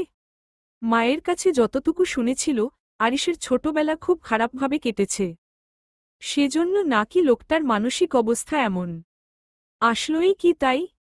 তাহলে ডাক্তার দেখাচ্ছে না কেন সে? ডাক্তার দেখালেই তো সুস্থ হয়ে যেত। ওরা কি একবার চেষ্টা করবে? হাঁসফাঁস লাগছে ওরার। ছোট্ট পাখি, বলো। আরিশের সবকিছু খারাপ লাগলেও এই ডাকগুলো দারুণ লাগে ওরার। ছোট্ট পাখি, হামিংবার্ড। ভীষণ কিউট ডাকনামগুলো। লম্বা একটা নিঃশ্বাস ফেলল ওরা। আরিশের দিকে দৃষ্টিপাত করে কাপা কাপা গলায় বলল, থাকব, থাকব আপনার সাথে। ওরার এমন জবাব আশা করেনি আরিশ। ফলশ্রুতিতে কিছুটা অবাকই হয়েছে সে। আনন্দে বিমোহিত হয়ে আবারও জিজ্ঞেস করল সে এগেইন, হামিংবার্ড, প্লিজ, আপনার সাথে থাকব আমি, যাব না। ওরা নিজের সাথে যুদ্ধে করে যাচ্ছে। একবার মনে হচ্ছে এই লোকের সাথে একদিনও থাকবে না সে। কিন্তু পরক্ষণেই মায়ের কথা, আরিশের এমন অসহায়ত্বের কথা ভেবে মনে হচ্ছে একবার চেষ্টা করা দরকার। হয়তো যত্ন, ভালোবাসা আর ঠিকঠাক চিকিৎসা পেলে মানুষটা ঠিক হয়ে যাবে। আরিশ খুশিতে ওরার মাথা নিচু করে ঠোঁটে ঠোঁট ছুঁয়ে দিল। আকস্মাৎ এহেন কাণ্ডে যথারীতি চমকাল ওরা। বিয়ের পর থেকে কতবার আরিশ তাকে এভাবে ছুঁয়েছে তার হিসেব নেই। কিন্তু বেচারি কখনো কোনো কিছু অনুভব করতেই পারেনি। পারবে কিভাবে? আরিশের ছোঁয়া তো স্বাভাবিক নয়, যেন একেবারে আগ্নেয়গিরির লাভা। যাক, কেউ তো আমার সাথে থাকবে বলল। আচ্ছা হামিংবার্ড, তুমি ভয় বললে না তো? উহু, কি হলো? ব্যথা পেয়েছ নাকি? আরে না, বললাম যে ভয় বলিনি। তাহলে? বিয়ে হয়েছে আপনার সাথে। আমারও একটা চেষ্টা করা উচিত বলে মনে হল। আরিশ উঠে বসল। ওরার হাতের দিকে তাকালো একবার। তাহলে একেবারেই থাকার কথা বলনি? ওরা চুপ করে গেল। আরিশ ধীরে ধীরে ওরার হাত থেকে হ্যান্ডকাফ খুলতে লাগল। যাই হোক, এখন আছো সেটাই যথেষ্ট। আর হ্যাঁ, সব সময় আমার মেজাজ একরকম থাকবে না, তাই পরবর্তীতে এমন মারামারি চিন্তাও করবে না হামিংবার্ড। শুকনো ঢোক গিলে বলল সে। আসলো মানে? আমি বুঝতে পারিনি তখন। সরি। আমি বুঝতে পারিনি। দেখতে ছোট মরিচ হলেও যথেষ্ট ঝাল আছো তুমি। আমার সামনেই শুধু জ্বরসর হয়ে থাকো। ওরা হাত নাড়াচাড়া করছে। একটু সময় আটকে ছিল, তাতেই কেমন লাগছে। যদি সত্যি সত্যি ৪৮ ঘণ্টা এভাবে হাত আটকা অবস্থায় থাকত তবে। অরার বেখেয়ালি মনোভাব দেখে আরিশ তাকে কোলে তুলে বসাল। তবে অরা এটার জন্য মোটেও প্রস্তুত ছিল না। কি করছেন? ফিসফিস করে জিজ্ঞেস করল অরা। মুচকি হাসল আরিশ। অরার কপালে পড়ে থাকা চুলগুলো কানের পাশে গুজে দেওয়ার পরিবর্তে আরও কিছু চুল কপালে এনে রাখল সে। চোখে চোখ রেখে ধীরে ধীরে অরার ঠোঁটের দিকে অগ্রসর হতে লাগল। অরার হৃৎস্পন্দনের হার বৃদ্ধি পাচ্ছে। আরিশকে এভাবে কাছে আসতে দেখে কেমন অস্থির লাগছে তার। এই মুহূর্তে আরিশকে থামাবে কিভাবে সেটাই বুঝতে পারছে না সে। অরা এখনও এসবের জন্য মানসিকভাবে প্রস্তুত না। শুনুন। হুম। জোর করবেন নাকি? অরার প্রশ্নে থেমে গেল আরিশ। কপালে কপাল ঠেকাল। বলল, না। তুমি যখন চেষ্টা করবে আমিও চেষ্টা করব সবকিছু ঠিকঠাক রাখতে। তুমি নিজে থেকে না চাইলে কখনোই আর জোর করব না আমি। আরিশের এমন জবাব আশাতীত ছিল। ফুপিয়ে কেঁদে উঠল অরা। তবে আজ দুঃখে নয়, আরিশের আচরণে খুশিতে কেঁদে ফেলেছে মেয়েটা। একটা সময় জীবনসঙ্গী নিয়ে কত শত স্বপ্ন দেখত অরা। উপন্যাস, গল্প, মুভি দেখে দেখে ভাবত গল্পের নায়কের মতো টক্সিক, পজেসিভ, উইল্ড রোমাঞ্চ করবে এমন কাউকে বিয়ে করবে সে। অথচ বাস্তবে যখন সেটা হলো তখন অরা বুঝতে পারল কল্পনা আর বাস্তব আলাদা। বাস্তব আলাদা, কঠিন। উপন্যাসের পাতায় নায়কদের এমন টক্সিক, ওভার পজেসিভ চরিত্র পড়ে হৃদয় প্রেম জাগলেও বাস্তবে কেবল বিতৃষ্ণা জাগে মনে। জীবন দুর্বিষহ হয়ে ওঠে। অরাকে এভাবে কাঁদতে দেখে আরিশ বুকে জড়িয়ে নিল তাকে। অরা ভাঙা ভাঙা গলায় বলল, আপনি প্লিজ এমনই থাকুন। রাত পেরিয়ে ভোর হতেই দুঃস্বপ্নের মতো হারিয়ে যাবেন না প্লিজ। আমার খুব কষ্ট হয়, ভয় লাগে। আমি কাঁদতে কাঁদতে হেঁচকি তুলে ফেলেছে মেয়েটা। আরিশ অরার পিঠে আলতো করে হাত বুলিয়ে দিয়ে বলল, শান্ত হও। আমি এমনই থাকব। তুমি শুধু আমার অপছন্দের কাজগুলো থেকে দূরে থেকো। আমি মাঝে মধ্যে চাইলেও নিজের রাগ নিয়ন্ত্রণ করতে পারি না। আর একটা বিষয় হলো, তুমি ভীষণ কিউট পাখি। এই যে দেখো, তোমার জন্য কতটা শান্ত হয়ে গেছি আমি। অরা নিজেকে সামলানোর চেষ্টা করছে। এতদিন আরিশের থেকে এত এত যন্ত্রণা পেয়েছে যে আজ হঠাৎ তার এত কোমল ব্যবহারে অরার মনে দাগ কেটেছে। অরা চুপচাপ আরিশের বুকেই মাথা রেখে বসে রইল। আরিশ একা একা অনেকক্ষণ কথা চালিয়ে যাওয়ার পর বুঝতে পারল অরা ঘুমিয়ে গেছে। মেয়েটা আসলোই বাচ্চা। কেমন কোলেই ঘুমিয়ে গেল। সকালের আলোটা ধীরে ধীরে শহরের বুক চিরে উকি দিচ্ছে। আধো ঘুমন্ত রাস্তার ওপর দিয়ে প্রথমে কিছু পত্রিকা বিক্রেতা, দুধওয়ালা আর ক্লান্ত ভ্যানচালকেরা নীরবভাবে চলতে শুরু করেছে। ফুটপাথের চায়ের দোকানে ধোঁয়া উঠছে, তপ্ত লাল চায়ের সঙ্গে জেগে উঠেছে শহরের চিরচেনা গুঞ্জন। ট্রাফিক সিগন্যাল, দাঁড়িয়ে থাকা গাড়িগুলোর হর্ন, অফিসগামী মানুষের হন্তদন্ত দৌড় আর রাস্তার মোড়ে মোড়ে ভেসে আসা হকারদের হাঁকডাক সব মিলিয়ে শহর যেন এক প্রাণবন্ত কোলাহলে জেগে ওঠে। হাসপাতালের বেডে শুয়ে আছে আকাশ। হাতের গুলিটা বেশ যন্ত্রণা দিয়েছে তাকে। আকাশের বাবা ছেলের এমন পরিণতিতে ভীষণ রেগে গেছেন। গতকাল আকাশের চিকিৎসা নিয়ে ব্যস্ত থাকার কারণে আরিশের কাছে যেতে পারেনি। কিন্তু আজ ভোরের আলো ফুটতেই থানায় চলে গেছেন তিনি। ঘরটা শান্ত, নিস্তব্ধ। যেন ঘুম আর নীরবতায় মোড়া একটুকরো সকাল। জানালার পর্দা হালকা হাওয়ায় দুলছে, আর তার ফাঁক গলে ঢুকে পড়া রোদ একপ্রকার নরম আলোর চাদর ছড়িয়ে দিয়েছে ঘরের ভেতর। অরা এখনো ঘুমিয়ে, শরীরটা একটু গুটিয়ে রাখা। চুলগুলো এলোমেলো, বালিশের কোণে ছড়িয়ে আছে। হঠাৎ করেই একফালি রোদ এসে পড়ল তার চোখে মুখে। চোখের পাতার ওপর উষ্ণ আলো পড়ে অরার মুখে মিশে গেল একটা অদ্ভুত কোমলতা। যেন সূর্য নিজেই তার ঘুম ভাঙাতে এসেছে নিঃশব্দে। আরিশ কিছুক্ষণ আগে জেগে উঠেছে। সে এক কোণে চেয়ারে বসে তাকিয়ে আছে অরার দিকে, চোখে মুগ্ধতা। কেমন করে যে রোদটাও তার ছোট্ট পাখিটাকে ছুঁয়ে যাচ্ছে, সেটাই দেখছে সে। রোদ ছুঁয়ে ছুঁয়ে অরার গাল, নাক, কপাল ছুঁয়ে যাচ্ছে। বসা থেকে উঠে দাঁড়িয়ে জানালার দিকে এগোচ্ছে আরিশ। খুবই ক্ষিপ্ত গতিতে সবগুলো জানালা আটকে দিয়ে লম্বা নিঃশ্বাস ফেলল সে। এতক্ষণে শান্তি। রোদ কেন স্পর্শ করবে ওরাকে? তাও বন্ধ ঘরের মধ্যে। ঝিরিঝিরি বৃষ্টি হচ্ছিল এতক্ষণ। সকালটা আজ শুরু হয়েছিল বৃষ্টি দিয়ে। রাস্তায় জমে থাকা জল ফুটপাত দিয়ে ছোট ছোট ছাপ রেখে চলে যাচ্ছিল। শহরের কোলাহল তখনও পুরোপুরি শুরু হয়নি, কিন্তু বাতাসে মিষ্টি আর্দ্রতা মেশানো ছিল। বৃষ্টির ছোট ফোঁটাগুলি শহরের রাস্তায় অদ্ভুত স্নিগ্ধতা তৈরি করেছিল। কিছুক্ষণের মধ্যেই সেই বৃষ্টি কমে গিয়ে রোদের দেখা মিলেছে। মিষ্টি রোদ ছুঁয়ে যাচ্ছে গোটা শহরটাকে। ঘুম ঘুম চোখে আশেপাশে তাকাচ্ছে ওরা। কিসের আওয়াজে ঘুম ঘুমের 12টা বেজে গেল সেটাই বুঝতে চেষ্টা করছে সে। আরিশ এখনো জানালার সামনে দাঁড়িয়ে আছে। কপালে কুঁচকে তাকিয়ে আছে জানালার পর্দার দিকে। ওরা ধীরে ধীরে শোয়া থেকে উঠে বসল। আরিশ এখনো খেয়াল করেনি ওরাকে, তবে ওরা আরিশের মনোভাব বোঝার চেষ্টায় আছে। লোকটা সকাল সকাল ওখানে সোজা হয়ে দাঁড়িয়ে আছে কেন? তার মধ্যে ঘরটাও কেমন অন্ধকার লাগছে। জানালাগুলো বন্ধ কেন ভাবতে ভাবতে বিছানা ছাড়ল ওরা। Good morning, hummingbird. মুচকি হেসে বলল আরিশ। ওরা খোলা চুলগুলো হাতের সাহায্যে খোপা করতে করতে সামনে এগোচ্ছে। পরনে তার সাদা রঙের কামিজ, সাথে মাল্টিকালারের প্লাজো। Good morning. এখানে এভাবে দাঁড়িয়ে আছেন কেন? আর জানালাগুলোই বা বন্ধ কেন? আরিশ ওরার দিকে তাকিয়ে রইল কয়েক সেকেন্ড। ওরার কথা বলা, চুল খোপা করার মুহূর্ত সবকিছু কেমন স্লো মোশনে দেখছে সে।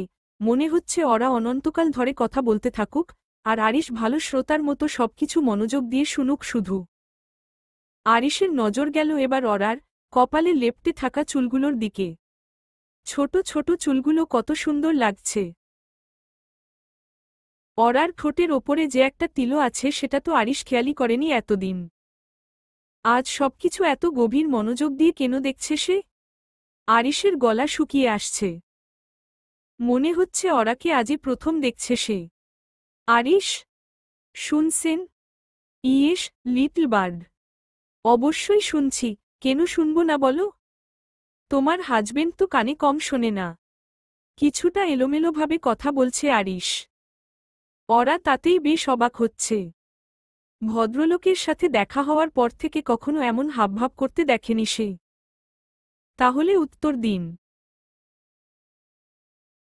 আরিশ ওরাকে চমকানোর সুযোগটুকু না দিয়ে বুকে জড়িয়ে নিল। ওরা কিছু বলতে পারল না। আরিশের হৃৎস্পন্দন শুনছে সে। টিপ টিপ, টিপ টিপ। আমি জানালা বন্ধ করেছি। আজকে থেকে প্রতিদিন সকালে আমি তোমাকে প্রথম স্পর্শ করব, রোদ মামানা। ওরা যে কি বলবে সেটাই খুঁজে পাচ্ছে না। একটা মানুষ এতটা হিংসুটে হয় কিভাবে? ভদ্রলোক নিশ্চিত বেস্ট হিংসুটে অ্যাওয়ার্ড পাওয়ার যোগ্য পাত্র। কি হলো? চুপ করে আছো কেন? আরিশের প্রশ্নে হকচকিয়ে গেল ওরা। কে জানে চুপ করে থাকার জন্য, না আবার রেগে যায় আরিশ। এমনি এমনি চুপ করে আছি। ফ্রেশ হয়ে আসি। ওকে। বাট কি? ওরা কাপা কাপা গলায় শুধাল। আরিশের ঠোঁটের কোণে হাসির রেখা আরেকটু প্রশস্ত হল। ওরার কোমল শরীরটা আরিশের বলিষ্ঠ দেহের মাঝখানে একরত্তি মনে হচ্ছে ওর। সেই শরীরটা কেমন কাঁপছে, অস্থিরতায় ছটফটিয়ে যাচ্ছে প্রতি সেকেন্ড। আরিশ ওরার থুতনিতে হাত রেখে তার মুখটা উপরে তুলে বলল, give me a kiss, hummingbird. ওরা কি বলবে বুঝতে পারছে না। এখনও পর্যন্ত আরিশের প্রতি তার তেমন কোনো অনুভূতি সৃষ্টি হয়নি যাতে নিজের ইচ্ছেতে এমন আবদার পূরণ করতে পারে। কিন্তু আরিশ যদি রেগে যায়? ওরা ঘন ঘন পলক ফেলে থেমে থেমে বলে, আই নিড টাইম। কতদিন? জানি না। আমার ধৈর্য কম, পাখি। তাহলে? আরিশ মুচকি হাসল। ওরার কথা শেষ হওয়ার আগেই ঠোঁটে ঠোঁট ছুঁয়ে দিল। মৃদু কাপল ওরার শরীর। তারপর ছেড়ে দিল তাকে। তবে আরিশ ওরাকে ছাড়ার আগে কপালে আরও একবার চুম্বন এঁকে দিতে ভুলল না। ওরা স্বস্তির নিঃশ্বাস ফেলে ওয়াশরুমের দিকে অগ্রসর হল। বিয়ের পর আজকের মতো শান্তিময় সকাল তার জীবনে আর আসেনি। যদি আজীবন মানুষটা এমন থাকত। দীর্ঘশ্বাস ছাড়ল ওরা। এই যে, তামান্না ভাটিয়া, এদিকেও কিছু ফলমূল দাও। তালহার কথায় ভেঙচি কেটে ফলের ঝুড়ি এগিয়ে দিল তামান্না। আমি ভাটা, ডাটা না ভাইয়া। আমি শুধু তামান্না। তালহাও ভেঙচি কাটল এবার। ওদের দুষ্টুমি দেখে ওরার বেশ ভালোই লাগছে। খান বাড়ির ডাইনিং রুমে সকালের নাস্তা করছে সবাই। তালহা আজ আরিশের সাথে অফিসে যাবে। পরনে তার হালকা নীল শার্ট, সাদা প্যান্ট আর চুলে ন্যাচারাল স্টাইল। তালহার অফিসে যাওয়া নিয়ে তাসলিমা খাতুন বেজায় খুশি। সাবিহার অবশ্য মন ভালো না। কোথায় ভেবেছিল ওরাকে মারধর করবে, আরিশের সাথে বর্ষর একটা ঝামেলা হবে। কিন্তু তা হলো কোথায়? উল্টো আজকে দুজনকে বেশ খুশি খুশিই লাগছে। আর সেটাই সহ্য হচ্ছে না সাবিহার। এতটুকু একটা মেয়ে, পড়ালেখা, রূপ সব দিক থেকে সাবিহার চেয়ে কম তার। তবুও সে আরিশকে এভাবে নিজের দখলে রাখছে, বিষয়টা সাবিহার কাছে ভীষণ অপমানজনক। তালহা তো তোর ভাই, ওকে সবকিছু শিখিয়ে নিস আরিশ। খেতে খেতে বললেন তাসলিমা। আরিশ পকেট থেকে ফোন বের করে বসা থেকে উঠে দাঁড়াল। পরনে তার কালো ফুলস্লিভ শার্ট আর স্লিমফিট ব্ল্যাক ট্রাউজার। হাতে কালো ঘড়ি আর হালকা জেল দেওয়া চুলে গম্ভীর লুক। তার চিরচেনা কালো রং যেন তাকে আরও রহস্যময় আর দুর্দান্ত আকর্ষণীয় করে তুলেছে। আরিশ বলল, শেখার ইচ্ছে থাকলে আস্তে আস্তে সবকিছু শিখে ফেলবে। আরিশের কথায় চুপসে গেলেন তাসলিমা। একটুও রসকস নেই তার কথায়। তালহা মুচকি হেসে বলে, তোমার কি মনে হয় মা? ভাইয়া থাকতে আমার কেন অসুবিধা হবে? আমার ভাই হলো বেস্ট। আরিশও মুচকি হেসে ওরার দিকে দৃষ্টিপাত করল। চুপচাপ মাথা নিচু করে খাচ্ছে ওরা। ভাবছে একবার বাবার বাড়ি যাবে। কিন্তু সেটা আরিশকে কিভাবে, কখন বলবে সেটা বুঝতে পারছে না। আরিশ যতই ভালো আচরণ করুক, ওরা এতদিনের আচরণগুলো ভুলতে পারেনি, পারবেও না। এর মধ্যে আরিশের একটা জরুরি কল এলো। তালহা চল, আমার দেরি হয়ে যাচ্ছে। হ্যাঁ হ্যাঁ, চলো ভাইয়া। কল রিসিভ করে কথা বলতে বলতে ওরাকে ইশারায় টাটা বলে বাসা থেকে বেরিয়ে গেল আরিশ, সাথে তালহাও। মকবুল খুন হওয়ার সপ্তাহখানেক কেটে গেছে। প্রশাসন এখনও খুনিকে খুঁজে বের করতে পারেনি। খুনি যে যথেষ্ট বুদ্ধিমান সেটা তার খুনের ধরনেই বোঝা যায়। প্রশাসন নড়েচড়ে বসেছে। তদন্ত চলছে, তবুও কোনো ক্লু, কোনো প্রত্যক্ষদর্শী নেই।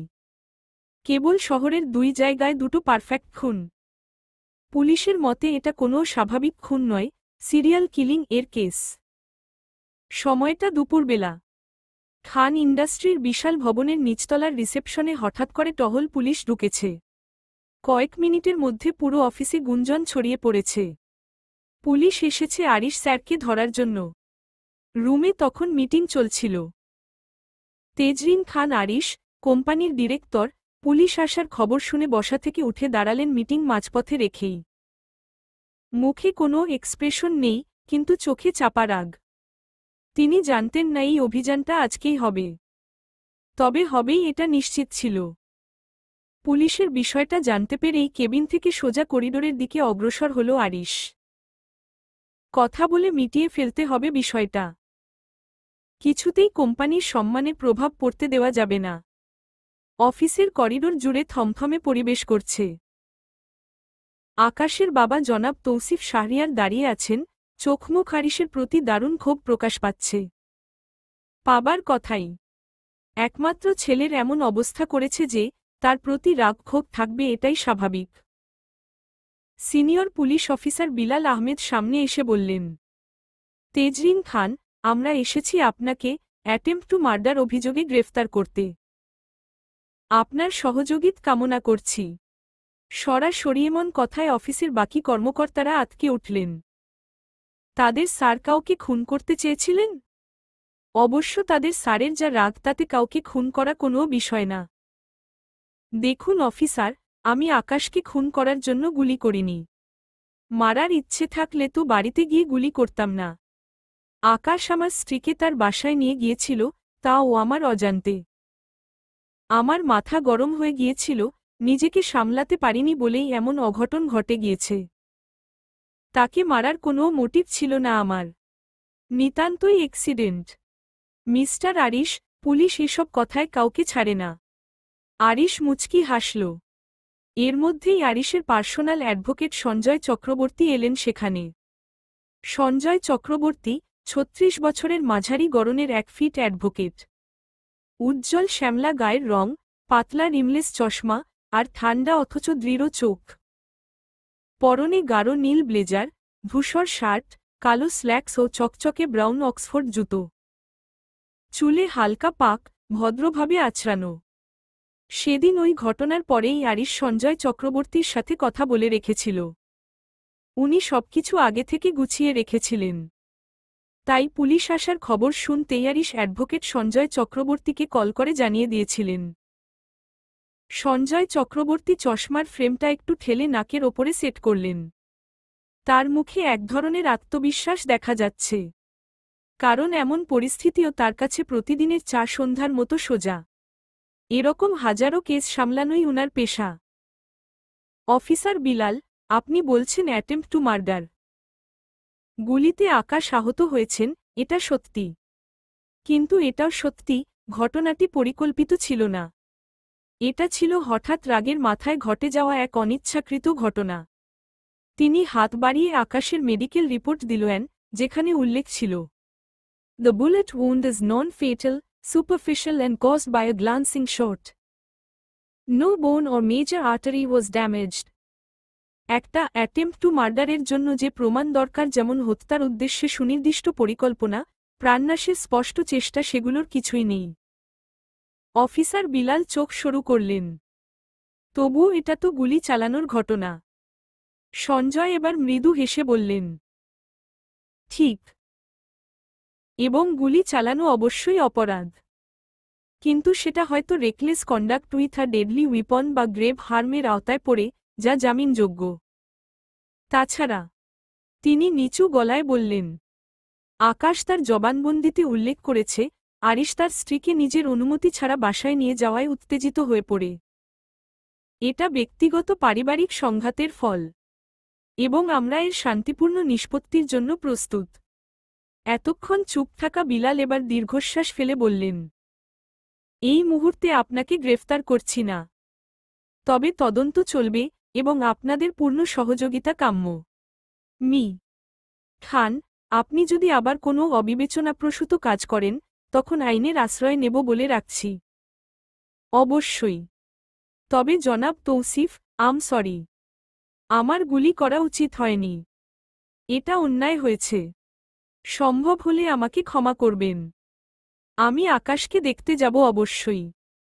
জনাব তৌসিফ চোখ সরিয়ে নিলেন আরিশের দিক থেকে। তার অভিব্যক্তি জটিল, রাগ, কষ্ট, ক্ষোভ।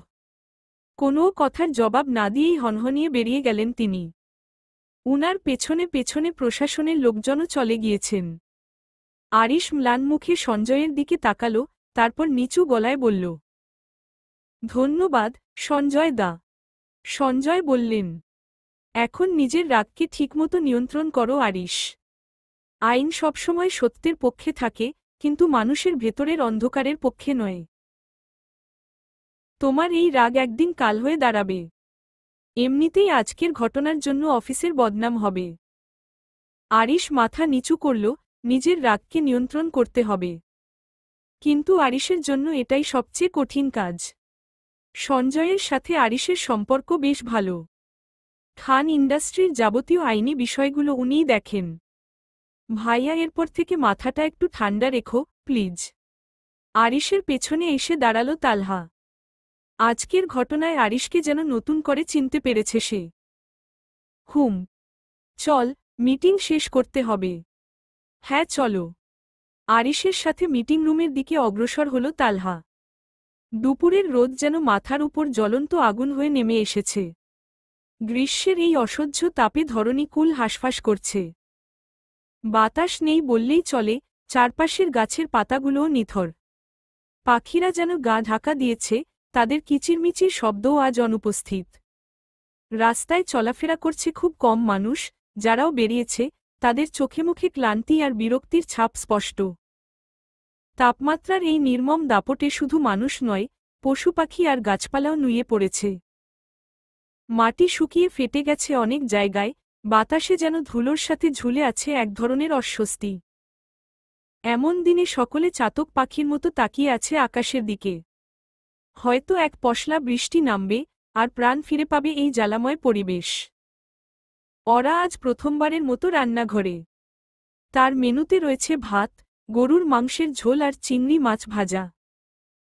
গরুর মাংসটা আরিশের সবচেয়ে প্রিয়, আর তাই ওরা ঠিক করেছিল আজ সে আরিশের পছন্দের খাবার রান্না করবে। ভাবি, আপনার রান্না শেষ হয়েছে? হ্যাঁ, এই তো। আমার রান্না শেষ। তাহলে আপনি গিয়ে গোসল সেরে আসুন। আমি ততক্ষণ আছি এখানে। তামান্নার কথায় মুচকি হাসল ওরা। দুজনের মধ্যে বেশ ভাব জমেছে আজকাল। বরের মন পাওয়ার জন্য রান্নাবান্না চলছে নাকি? আচমকা সাবিহার এমন কথায় হকচকিয়ে গেল ওরা। তামান্না সাবিহাকে দেখেই চোখমুখ কুঁচকে ফেলেছে। এই মেয়েটাকে একদম সহ্য হয় না তার। আমার বর, আমার ঘর, মন পাওয়া না পাওয়ার কি হয়েছে? আর উনার মন তো আমার কাছেই আছে। রান্না করতে ইচ্ছে হলো, করলাম। এতটুকুই ননদি। ওরার কথায় চমকাল সাবিহা। এই মেয়েকে দেখে যতটা ভোলা ভালা মনে হয় আসলো সে ততটা ভোলা ভালা নয়। ইচ্ছে করেই আরিশের সামনে নরম হয়ে থাকে। সবকিছুই নাটক। মনে মনে এসব ভেবেই নিজেকে সামলে নিল সাবিহা। কথা তো ভালোই বলতে পারো। আরিশের সামনে গেলে তো বোবা হয়ে যাও। ওরা মুচকি হেসে বলল, এটা বোবা হওয়া নয়, ননদি। স্বামীকে সম্মান করা। তামান্না ঠোঁট কামড়ে মুচকি মুচকি হাসছে। ওরা বরাবরই চঞ্চল একটা মেয়ে, কথা বলতে পছন্দ করে, আবার প্রচণ্ড ভীতুও বলাও চলে। এখনও আছে। তবে বিয়ের পর থেকে একটু একটু করে বদলে গেছে সে। ভয়টা যেমন বৃদ্ধি পেয়েছিল, চঞ্চলতাও কমে গিয়েছিল। কিন্তু আরিশের আচরণে ধীরে ধীরে দেয়ালে পিঠ ঠেকে যায় তার। ভয় পেতে পেতে একটা সময় ভয় কাটিয়ে ওঠে। আরিশের করা অন্যায় আচরণের প্রতিবাদ করে। ওরা ঠিক যেন পানির মতো। যখন যে পাত্রে রাখা হয় সেই পাত্রের আকার ধারণ করে। বাহ, দেখা যাক কতদিন থাকে এত সম্মান। আর তোমার স্বামীর মন তোমার ওপর নাকি অন্য কোথায় সেটাও খুব তাড়াতাড়ি বুঝতে পারবে। মানে? মানে চোখ কান খোলা রেখেও বুঝতে পারবে। সাবিহা এটুকু বলে ঠোঁটের কোণে প্রশস্ত হাসির রেখা বজায় রেখে রান্নাঘর থেকে বেরিয়ে গেল। ওরা সাবিহার কথায় বিশ্বাস না করলেও মনটা কেমন খচখচ করতে লাগল। সত্যি কি আরিশের মন অন্য কোথাও? বিয়ের পরও কি সত্যি অন্য কেউ রয়ে গেছে তার জীবনে? সন্ধ্যা নেমেছে। আকাশের রং গাঢ় হতে হতে এখন হালকা বেগুনি মেরুন ছায়ায় ঢাকা। পশ্চিম দিগন্তে সূর্যটা ডুবে গেছে, শুধু কিছু লালচে আভা রয়ে গেছে আকাশের কিনারে। বাতাসে হালকা ঠান্ডা, পাখিরা ফিরে যাচ্ছে নিজ নিজ ঠিকানায়। চারপাশে যেন এক শান্ত, ধীর রাত্রির পূর্বাভাস। মা আগামীকাল আপুর সাথে দেখা করতে যাই একটু। রোকসানা মল্লিক চা তৈরি করছেন। গরম পানিতে সদ্যই চাপাতি ছাড়লেন। চায়ের ধোঁয়া ধীরে ধীরে উঠছে, ছড়িয়ে পড়ছে এক ঘর মৃদু সুগন্ধ। বিকেল থেকে নয়না মায়ের পিছু পিছু ঘুরছে। তার অনুরোধ, বোনের সঙ্গে দেখা করতে যেতে দিতে হবে। চোখে মুখে ব্যাকুলতা, গলায় মৃদু অনুনয়। এই সময়ই সোলাইমান মল্লিক বাসায় ফিরলেন। অফিসের ক্লান্তি তার চোখে মুখে স্পষ্ট। কিছু না বলেই সোজা চলে গেলেন ফ্রেশ হতে। কালকে না, নয় না। পরে একদিন যাস। কালকে নয় কেন? কাল শুক্রবার, আরিশ বাসায় থাকবে। তো? রোকসানা মল্লিক মেয়ের মুখের দিকে তাকালেন। নয়না যথেষ্ট শক্ত মনের মেয়ে বলেই এত অল্প সময়ে নিজেকে সামলে নিতে পেরেছে। কিন্তু বাসা থেকে বের হলে, যদি এলাকার লোকজন উল্টাপাল্টা কিছু বলে দেয়, তখন নয়নার মন ভেঙে যাবে। এই জন্যই বাসা থেকে বেরোতে দিতে চান না তিনি। তুই তো জানিসই, আরিশ একটু বেশি রাগী। যদি তোর সাথে রাগারাগি করে, তখন? নয়না লম্বা নিঃশ্বাস ফেলে বলে, মা, তুমিও না কি সব বলো। ভাইয়াকে নিয়ে আগে আমারও সমস্যা ছিল, কিন্তু এখন নেই। উনি বাইরে থেকে যেমনই হন না কেন, ভেতরে একজন ভালো মনের মানুষ। তাছাড়া আমি প্রথম যেদিন ওই বাড়িতে গিয়েছিলাম, তখনও ভাইয়া খারাপ আচরণ করেননি। দীর্ঘশ্বাস ছাড়লেন নয়নার মা। আরিশ কেমন সেটা তিনি ভালো করেই জানেন।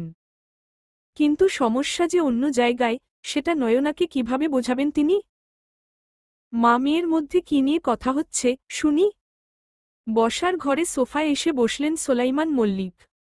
মাত্র ফ্রেশ হয়ে এসেছেন।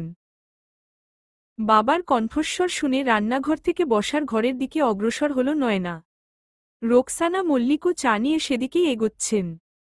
দেখো না, বাবা মা কিছুতেই আপুর বাসায় যেতে দিচ্ছে না আমাকে, কতদিন হলো বাসা থেকে বের হইনি। স্কুলে না হয় আর কিছুদিন পরে গেলাম, কিন্তু আপুর সাথে দেখা তো করতে পারি। রোকসানা মল্লিক স্বামীর হাতে চায়ের কাপ তুলে দিলেন। চায়ের কাপে ধীরস্থিরভাবে চুমুক দিয়ে বললেন সোলাইমান। অবশ্যই পারিস। রোকসানা নয়নাকে কেন মানা করছ? একটু চুপ করে রইলেন নয়নার মা। স্ত্রীর মনোভাব বেশ ভালো করেই বুঝতে পারছেন সোলাইমান। এমনি থাক, মানা করার দরকার নেই। অরার সাথে দেখা করে এলে নয়নারও মন ভালো লাগবে। তাহলে আমি যাচ্ছি, বাবা। হ্যাঁ যাস। নয়না খুশিতে বাবার গলা জড়িয়ে ধরল। মায়ের দিকে তাকিয়ে বলল, এজন্যই তোমার থেকে বাবাকে বেশি ভালোবাসি, হুহ। সোলাইমান মল্লিক মুচকি হাসলেন। সাথে রোকসানাও। নয়না খুশি খুশি মনে নিজের ঘরের দিকে গেল।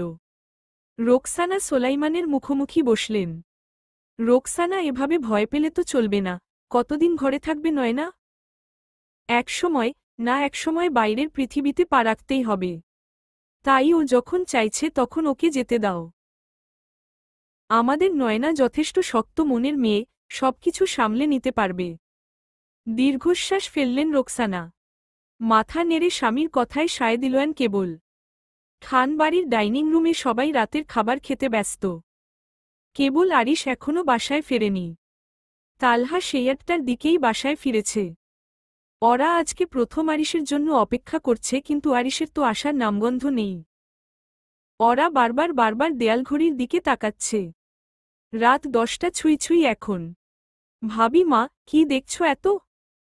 ভাইয়ার কিছু কাজ আছে, কাল ছুটির দিন তো। সেজন্য সবকিছু শেষ করে আসার কথা। এখনই এসে পড়বে, তুমি টেনশন করো না। ওরার হাবভাব দেখে তালহা সবকিছুই বুঝতে পারছিল। সেজন্য আরিশের দেরিতে আসার কারণ সম্পর্কে অবহিত করল তাকে। আচ্ছা ভাইয়া। তাসলিমা খাতুন খাবার খেতে খেতে তামান্নার দিকে দৃষ্টিপাত করলেন। ইদানিং তালহার সাথে বড্ড ভাব জমেছে মেয়েটার, যা তাসলিমার মোটেও ভালো লাগছে না। রাস্তার মেয়ে, না জানি আবার তালহাকে বশ করে ফেলে।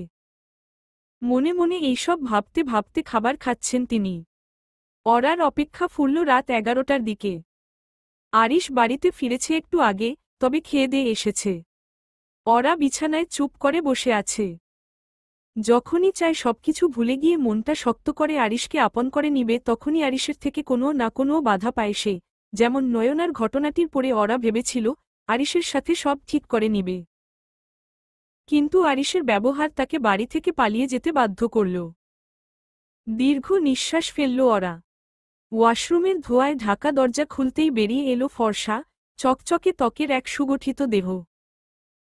ছোট করে কাটা ভেজা চুলগুলো কপাল বেয়ে কিছুটা এলোমেলো হয়ে পড়েছে, যেন স্বভাবজাত এক উদাসীন সৌন্দর্য।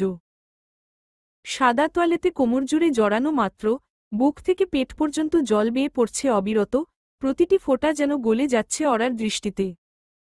শুকনো ঢোক গিলল সে। আরিশের দিকে একদৃষ্টিতে তাকিয়ে রইল। ওরা যেন থমকে গেল। এক হাতে চুল মুছছিল আরিশ, অন্য হাতে তোয়ালেটা সামলে হাঁটছে ধীরভঙ্গিতে। তার প্রতিটি পা যেন ওরার বুকে দোলা দিচ্ছে। কিশোরী থেকে যুবতী হওয়ার সন্ধিক্ষণে আছে মেয়েটির বয়স। তাই এমন সুদর্শন পুরুষ দেখে স্বাভাবিকভাবেই বিমোহিত হয়ে গেছে ওরা। ফের গলায় একটা শুকনো ঢোক গিলে নিল সে, চোখ ফেরাতে চাইল, পারল না। আরিশের রাগ, পাগলামি বাদে ভাবতে গেলে একদম পারফেক্ট একটা মানুষ সে, যাকে বলে প্রতিটা মেয়ের স্বপ্নের পুরুষ। হেই হামিংবার্ড। কি ভাবছ এত? কিছু না। আরিশ মুচকি হেসে অরার দিকে এগিয়ে এল। অরা বড় বড় চোখে তাকিয়ে রইল, নিঃশব্দে, নিথর। হঠাৎই কোনো পূর্ব সতর্ক ছাড়াই আরিশ তাকে তুলে নিল কোলে, ঠিক সেই চিরচেনা ভঙ্গিতে নয়। অরার দুই হাত জড়িয়ে রইল আরিশের গলায়, আর দুই পা ছড়ানো অবস্থায় সে বসে আছে আরিশের কোমরের দুপাশে। শক্ত করে আঁকড়ে আছে আরিশের পিঠ, যেন একটু নাড়লেও পড়ে যাবে। সদ্য গোসল করা শরীর থেকে ভেসে আসছে সাবানের হালকা, স্বচ্ছ সুগন্ধি, যা অরার বুকের ভেতরটা কাঁপিয়ে দিচ্ছে।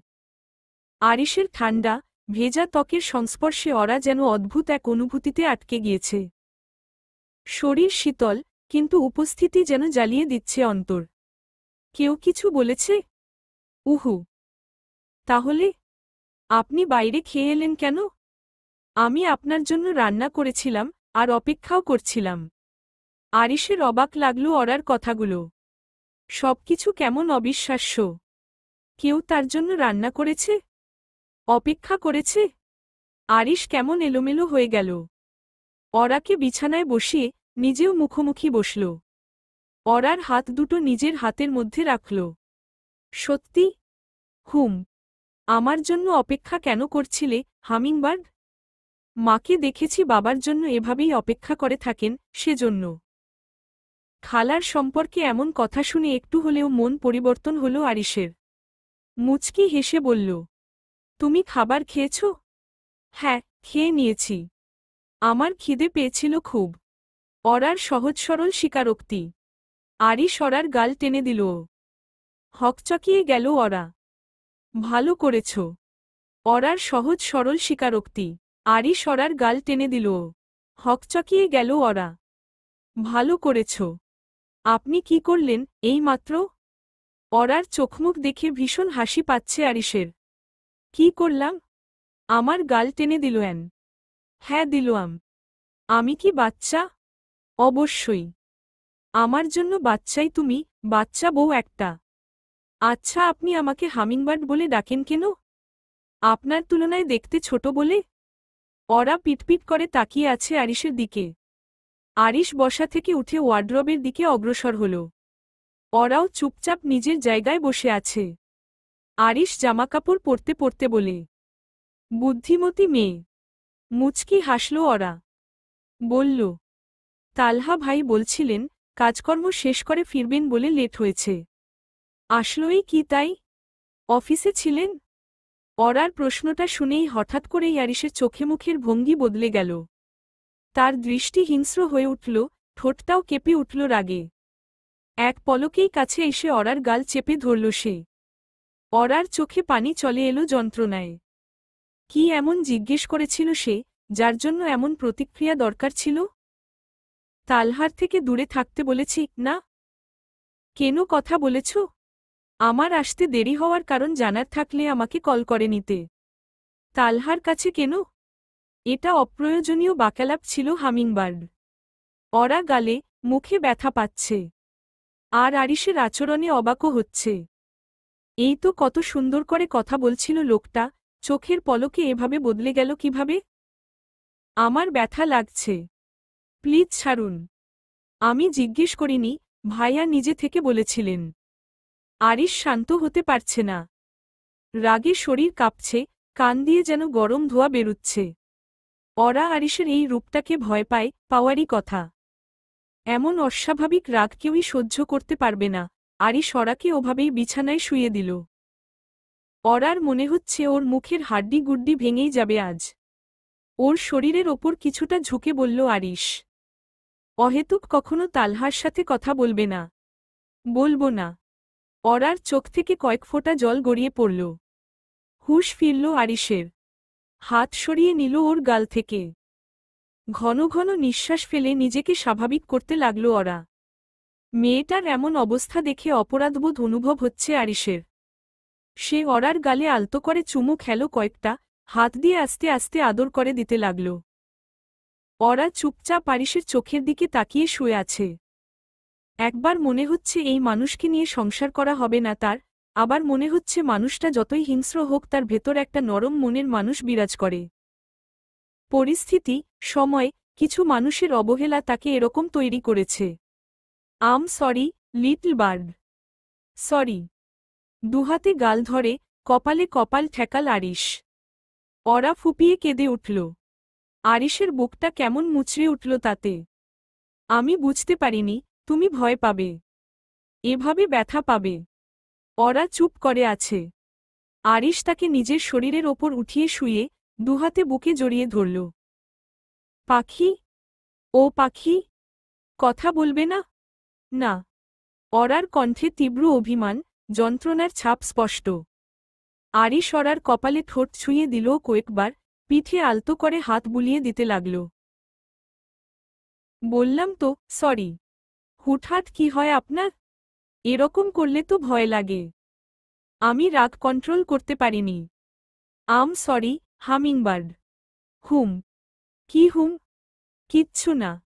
আরিশ অরাকে বিছানায় শুয়ে দিল এবার, নিজের হাতের ওপর মাথা রাখল তার। অফিসেই ছিলাম। কাজ ছিল। আচ্ছা। চুপ করে গেল অরা। আরিশও কিছুক্ষণ চুপচাপ রইল। চোখাচোখি হল দুজনের, ঠোঁটে ঠোঁট ছুঁয়ে দিল আরিশ। কয়েক মিনিট পর ছাড়া পেল মেয়েটা, ঠোঁট জ্বলছে, নিঃশ্বাস ঘন ঘন ফেলছে। আরিশের স্পর্শ মানেই জ্বলেপুড়ে খাক করে দেওয়া অনুভূতি। তোমার বর বদমেজাজি হতে পারে, চরিত্রহীন নয় হামিংবার্ড। ভালোবাসা থাকুক বা না থাকুক, তেজরিন খান আরিশ কেবল অরা মেহরিনে আসক্ত থাকবে। সুতরাং কাজেই ছিলাম, অন্য কোথাও নয়। মুচকি হাসল অরা। সাবিহাকে আগামীকাল কিছু কথা শোনাবে বলেও ঠিক করে নিল। ভালো মানুষ আপনি। মোটেও না। আমি খারাপ, জগতের সকল অন্ধকার আছে আমার মধ্যে। তাই তো সেজন্যই কি সবসময় এই কাইল্লা রং পরে থাকেন? আরিশ হাসল। কাইল্লা রং? অরা উঠে বসল। আরিশ কনুইতে ভর দিয়ে অর্ধশোয়া অবস্থায় বলে, কালো আমার পছন্দের রং। সব সময় রংটা ভীষণ টানে আমাকে, সেজন্যই পরি। বিশেষ কোনো কারণ নেই। বুঝতে পেরেছি।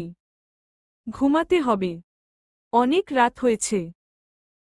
আরিশ অরার নাকে নাক ছুঁয়ে ফিসফিস করে শুধাল, আম ওয়েটিং, মাই হামিংবার্ড। অধৈর্য আমিও তোমাকে কাছে পাওয়ার জন্য ধৈর্য ধরে আছি। বুঝতে পারছ? বেশিদিন অপেক্ষা করিও না। আপাতত শুভ রাত্রি। কিঞ্চিত লজ্জা পেল অরা। আরিশ আর কথা না বাড়িয়ে দূরে সরে গেল। নিজের জায়গায় শুয়ে ফোনের দিকে মনোযোগ দিল সে। অরা কিছুক্ষণ ওভাবেই শুয়ে রইল। আনমনে অনেক কিছু ভাবল, তারপর নিজের জায়গায় গিয়ে বসল, আরিশের দিকে তাকাল। লোকটা বড্ড নির্লজ্জ, ঠোঁটকাটা, পাগল আর সাইকো। কলিং বেলটা এতবার বাজানো লাগে? এত সকালে কে এলো আবার? কলিং বেলের শব্দে সাবিহা বেজায় বিরক্ত হচ্ছে। এমনিতেই রাতে ঠিকমতো ঘুম হয়নি তার, শরীর খারাপ ছিল একটু। তার মধ্যে সকালেও ঘুমাতে পারেনি। তালহা দুষ্টুমি করে ঘুম থেকে উঠিয়েছে। বড় ভাই হলেও তালহা প্রায়শই সাবিহার সাথে ঝামেলা করে, দুষ্টুমি করে। আমি দেখছি গিয়ে। তামান্না রান্নাঘর থেকে বেরিয়ে দরজা খুলতে গেল। নয়নাকে দেখেই হাসল সে। কেমন আছেন আপু? আলহামদুলিল্লাহ। ভেতরে এসো তুমি। ভাবি রুমে আছে এখনো। তুমি বসো, আসো আসো। নয়নাকে নিয়ে বেশ ব্যতিব্যস্ত হয়ে পড়েছে তামান্না। সাবিহা আড়ালে মুখ ঝামটি দিল। নয়না আশেপাশে নজর বুলিয়ে সোফায় বসল। সাবিহা নিজের মতো বসে আছে। কোনো কথা নেই মুখে। নয়না বুঝতে পারছে না, সামনে থাকা আপুকে কিন্তু জিজ্ঞেস করা উচিত হবে কিনা। আর নয়না জানেও না উনি কে। বাড়ির সদস্য তো নিশ্চয়ই। কুশলাদি জানতে না চাইলে কেমন একটা দেখায়। নয়না লম্বা নিঃশ্বাস ফেলে, ঠোঁটের কোণে হাসি ফুটিয়ে শুধাল, কেমন আছেন আপু? আর চোখে তাকাল সাবিহা। নয়নার পরনে মেরুন রঙের সুতির থ্রিপিস, চুলগুলো ছাড়া, চোখে মুখে কেমন অস্থিরতা। ভালো। মুচকি হাসল নয়না। মনে মনে সাবিহাকে নিয়ে অনেক প্রশ্ন ঘুরছিল, কিন্তু কিছু না বলেই চুপচাপ রইল। এদিকে তামান্না আবার রান্নাঘরে ফিরে গিয়েছে। কিছুক্ষণ পর সিঁড়ি বেয়ে নামতে দেখা গেল অরাকে।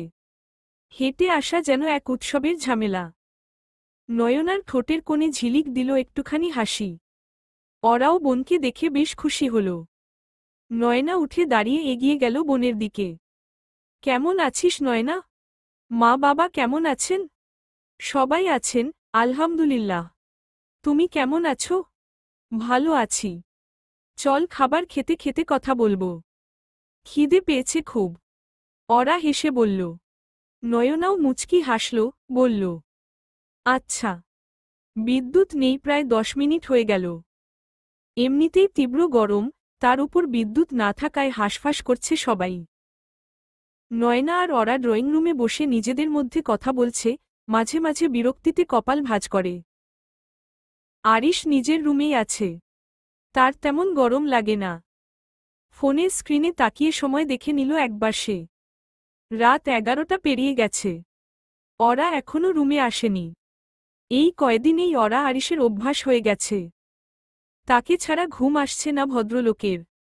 অগত্যা বউকে ডাকতে ঘর ছেড়ে ড্রয়িং রুমের দিকে অগ্রসর হল সে। চাঁদনি রাতের নরম আলো ছড়িয়ে আছে চারপাশে। ছাদের এক কোণে দাঁড়িয়ে তালহা, হাতে গিটার ধরে রাখলেও আঙুলগুলো থেমে আছে কোনো নিঃশব্দ সুরের অপেক্ষায়। কোনো গান গাইবে বুঝতে পারছে না। গরমের জন্য তামান্নাও ধীরে ধীরে ছাদে উঠে এলো। চাঁদের আলো তার মুখে পড়ে তাকে আরও কোমল, আরও স্নিগ্ধ করে তুলেছে। কারো পায়ের শব্দে পেছনে ফিরে তাকালো তালহা। তার চোখ মুহূর্তেই আটকে গেল তামান্নার দিকে। গরমে শেষ। ভাই কি গান গাইবেন? তামান্না জিজ্ঞেস করল। তালহা হুশে ফিরল যেন। ইদানিং তামান্নাকে বেশ ভালো লাগে তার, কিন্তু কেন? তামান্না তালহার দিকে তাকিয়ে আছে এখনো। তালহা কথা না বলে মুচকি হেসে রোমান্টিক একটা হিন্দি গান ধরল। ড্রয়িং রুমে বসে আছে ওরা ও নয়না। বিদ্যুৎ নেই, তাই রিচার্জেবল একটি এলইডি লাইট জ্বলছে ঘরে। এই ধরনের বাতি বিদ্যুৎ থাকলে চার্জ হয়, আর বিদ্যুৎ চলে গেলে স্বয়ংক্রিয়ভাবে জ্বলে ওঠে। সাধারণত এমন বাতিগুলো 2 থেকে 3 ঘন্টা পর্যন্ত আলো দিতে পারে। ভাইয়া এত বড় লোক, কিন্তু কারেন্ট গেলে তোমাদের এভাবে অন্ধকারে থাকতে হয় কেন আপু? নয়নার প্রশ্নে থতমত খেল ওরা। ঠিকই তো বলেছে নয়না। এই বাড়িতে আসার পর কখনো লোডশেডিং হতে দেখিনি।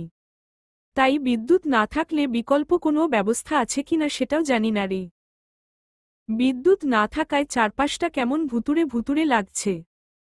রিচার্জেবল বাতির আলোয় পুরো ড্রয়িং রুমটা ঠিকভাবে আলোকিত হচ্ছে না। তার ওপর বাইরে বিদ্যুৎ চমকাচ্ছে, সঙ্গে ঠান্ডা বাতাস বইছে। মনে হচ্ছে ঝড় উঠতে যাচ্ছে বলেই বিদ্যুৎ নেই। আকাশে মেঘ করলেই যেন বিদ্যুতের সঙ্গে একটা অদ্ভুত সম্পর্ক তৈরি হয়। ঝড়ের সময় বিদ্যুৎ থাকেই না প্রায়। সিঁড়ি বেয়ে নিচে নামতে নামতে দুই বোনের কথোপকথন শুনে মুচকি হাসল আরিশ। তার হাতে ফোন, পরনে হাফ প্যান্ট আর কালো রঙের টি শার্ট। তালহা? এই তালহা, কোথায় তুই? আচমকা আরিশের গলা শুনে নড়েচড়ে বসল দুই বোন। বসার ঘরে দাঁড়িয়ে তালহাকে ডাকছে আরিশ, কিন্তু কোথাও তালহার সাড়া নেই। ওরা চুপচাপ তাকিয়ে আছে আরিশের দিকে। হাফ প্যান্টে বেশ মানিয়ে গেছে ভদ্রলোককে, মুচকি হাসল ওরা। এই ছেলেটা গেল কোথায়? কারেন্ট নেই, অথচ ওর কোনো হেলদোল নেই। কোমরে হাত রেখে চারপাশে সজাগ দৃষ্টি বুলিয়ে বলল আরিশ। নয়নাও বসা থেকে উঠে দাঁড়িয়ে বলল, ভাইয়া আমি উনাকে গিটার হাতে দোতলায় যেতে দেখেছিলাম। ভ্রু কুচকে তাকিয়ে আছে আরিশ। তালহা গিটার নিয়ে কোথায় যেতে পারে সেটাই ভাবছে হয়তো। ফোনে একবার কল করে দেখুন। নিশ্চয়ই ফোন সাথে আছে। ওরা বলল। আরিশ হাসল। মেয়েটার বুদ্ধি আছে। Good idea. আরিশ তালহাকে কল করে ড্রয়িং রুমে আসতে বলল। মিনিট 10 পর তালহা আসল, সাথে তামান্নাও ছিল। আরিশ তালহাকে নিয়ে কোথাও চলে গেল। ওরা আর নয়নার সাথে এখন তামান্নাও যুক্ত হয়েছে। তিনজন একসাথে বসে আছে।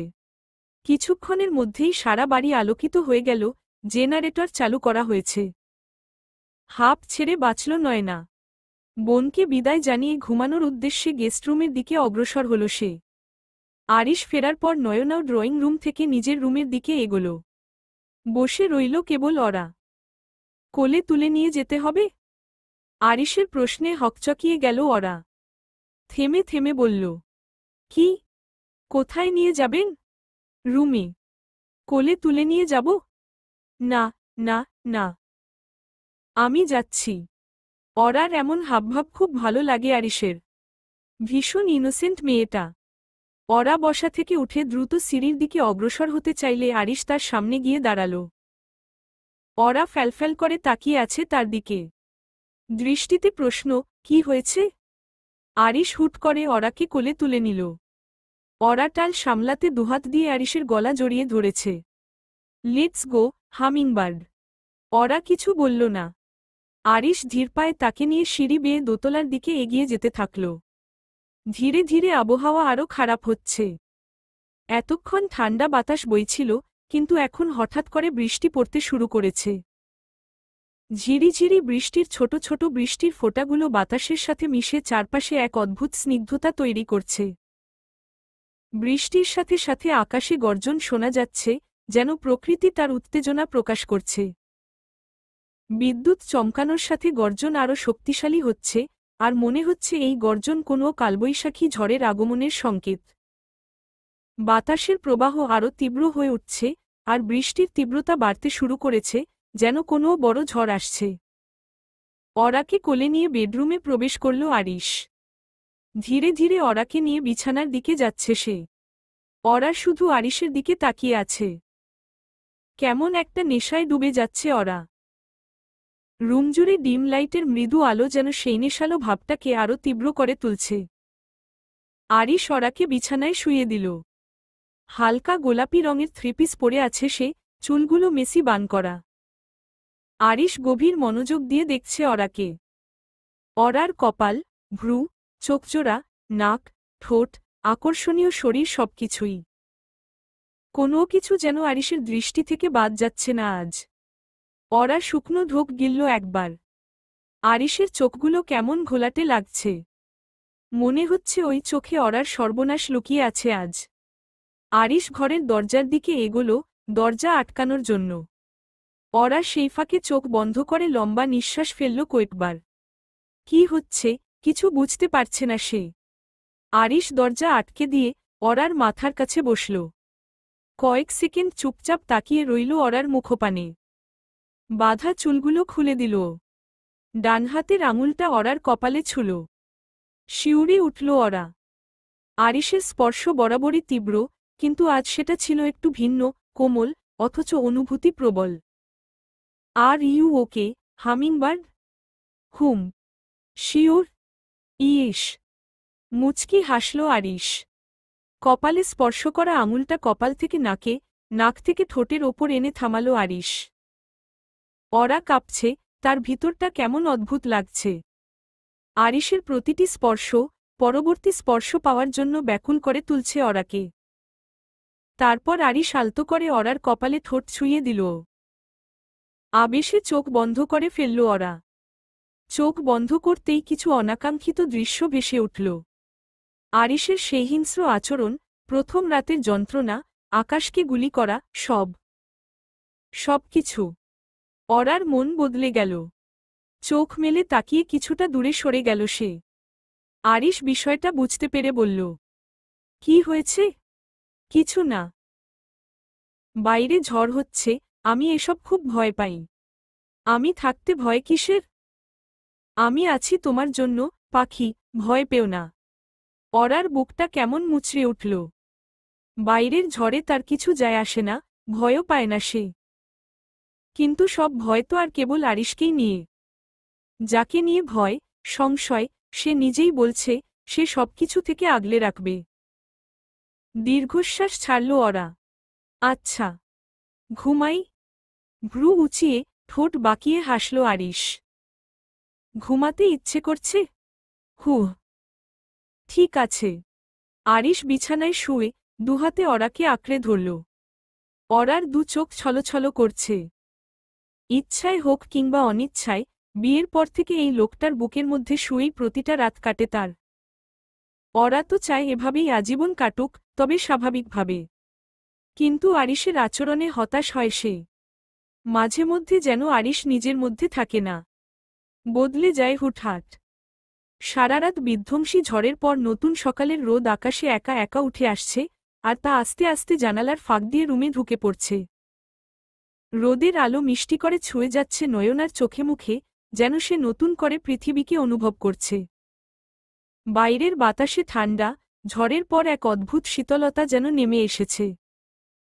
প্রাচীরের গাছগুলো ছেঁড়া পাতায় মোড়া, কিন্তু তাদের মধ্যে নতুন পাতা গজানোর সম্ভাবনা এক স্নিগ্ধ আশায় ভরপুর। সূর্যের প্রথম আলো সেই গাছগুলোর ওপর পড়লে যেন তারা নতুন করে জীবন পায়। চারপাশে কিছু দূরে জমাট বাঁধা কুয়াশা, যে কুয়াশা ধীরে ধীরে মধুর রোদে বিলীন হচ্ছে, প্রকৃতি যেন তার ঘুম ভেঙে উঠে এসেছে। রোদের আলো চোখে মুখে পড়তেই ঘুম ভাঙতে শুরু করল নয়নার। ঘুম ভেঙে মনে হল, গতকাল রাতে তো জানালা বন্ধ করেই শুয়েছিল সে। তাহলে রোদ কিভাবে এলো? এসব ভাবতে ভাবতে চোখ মেলে তাকালো নয়না। ওরা জানালার পাশে দাঁড়িয়ে পর্দাগুলো সরিয়ে দিচ্ছিল। ওরাকে দেখে স্বস্তির নিঃশ্বাস ফেলল নয়না। কালো থ্রিপিসে দারুণ লাগছে ওরাকে। ঘুম ভেঙেছে? উহু, ঘুমিয়ে আছি। খিলখিল করে হেসে উঠল দুজন। নয়না শোয়া থেকে উঠে বসে চুলগুলো ক্লিপ দিয়ে বেঁধে নিল। ওরা ততক্ষণে নয়নার কাছাকাছি এসে দাঁড়িয়েছে। ফ্রেশ হয়ে আয় আগে, তারপর ব্রেকফাস্ট করবি। তা ঠিক আছে, কিন্তু আমি নাস্তা করেই বাড়ি চলে যাব। ওরা হেসে বলল। কেন? আজকেও থেকে যা। না আপু, আমি তো কালকেই চলে যেতাম। নেহাত ভাইয়া থাকতে বলল, না থাকলে যদি তোমাকে কিছু বলতো, সেজন্য থেকে গেলাম। ভালো করেছিস। আজ না হয় আমার কথায় থেকে গেলি? নয়না ঠোঁট কামড়ে মুচকি হাসল। ওরা নয়নার বিছানা গুছিয়ে দিচ্ছে। ঠিক আছে। জানো আপু, ভাইয়া যে এতটা ভালো আগে বুঝিনি।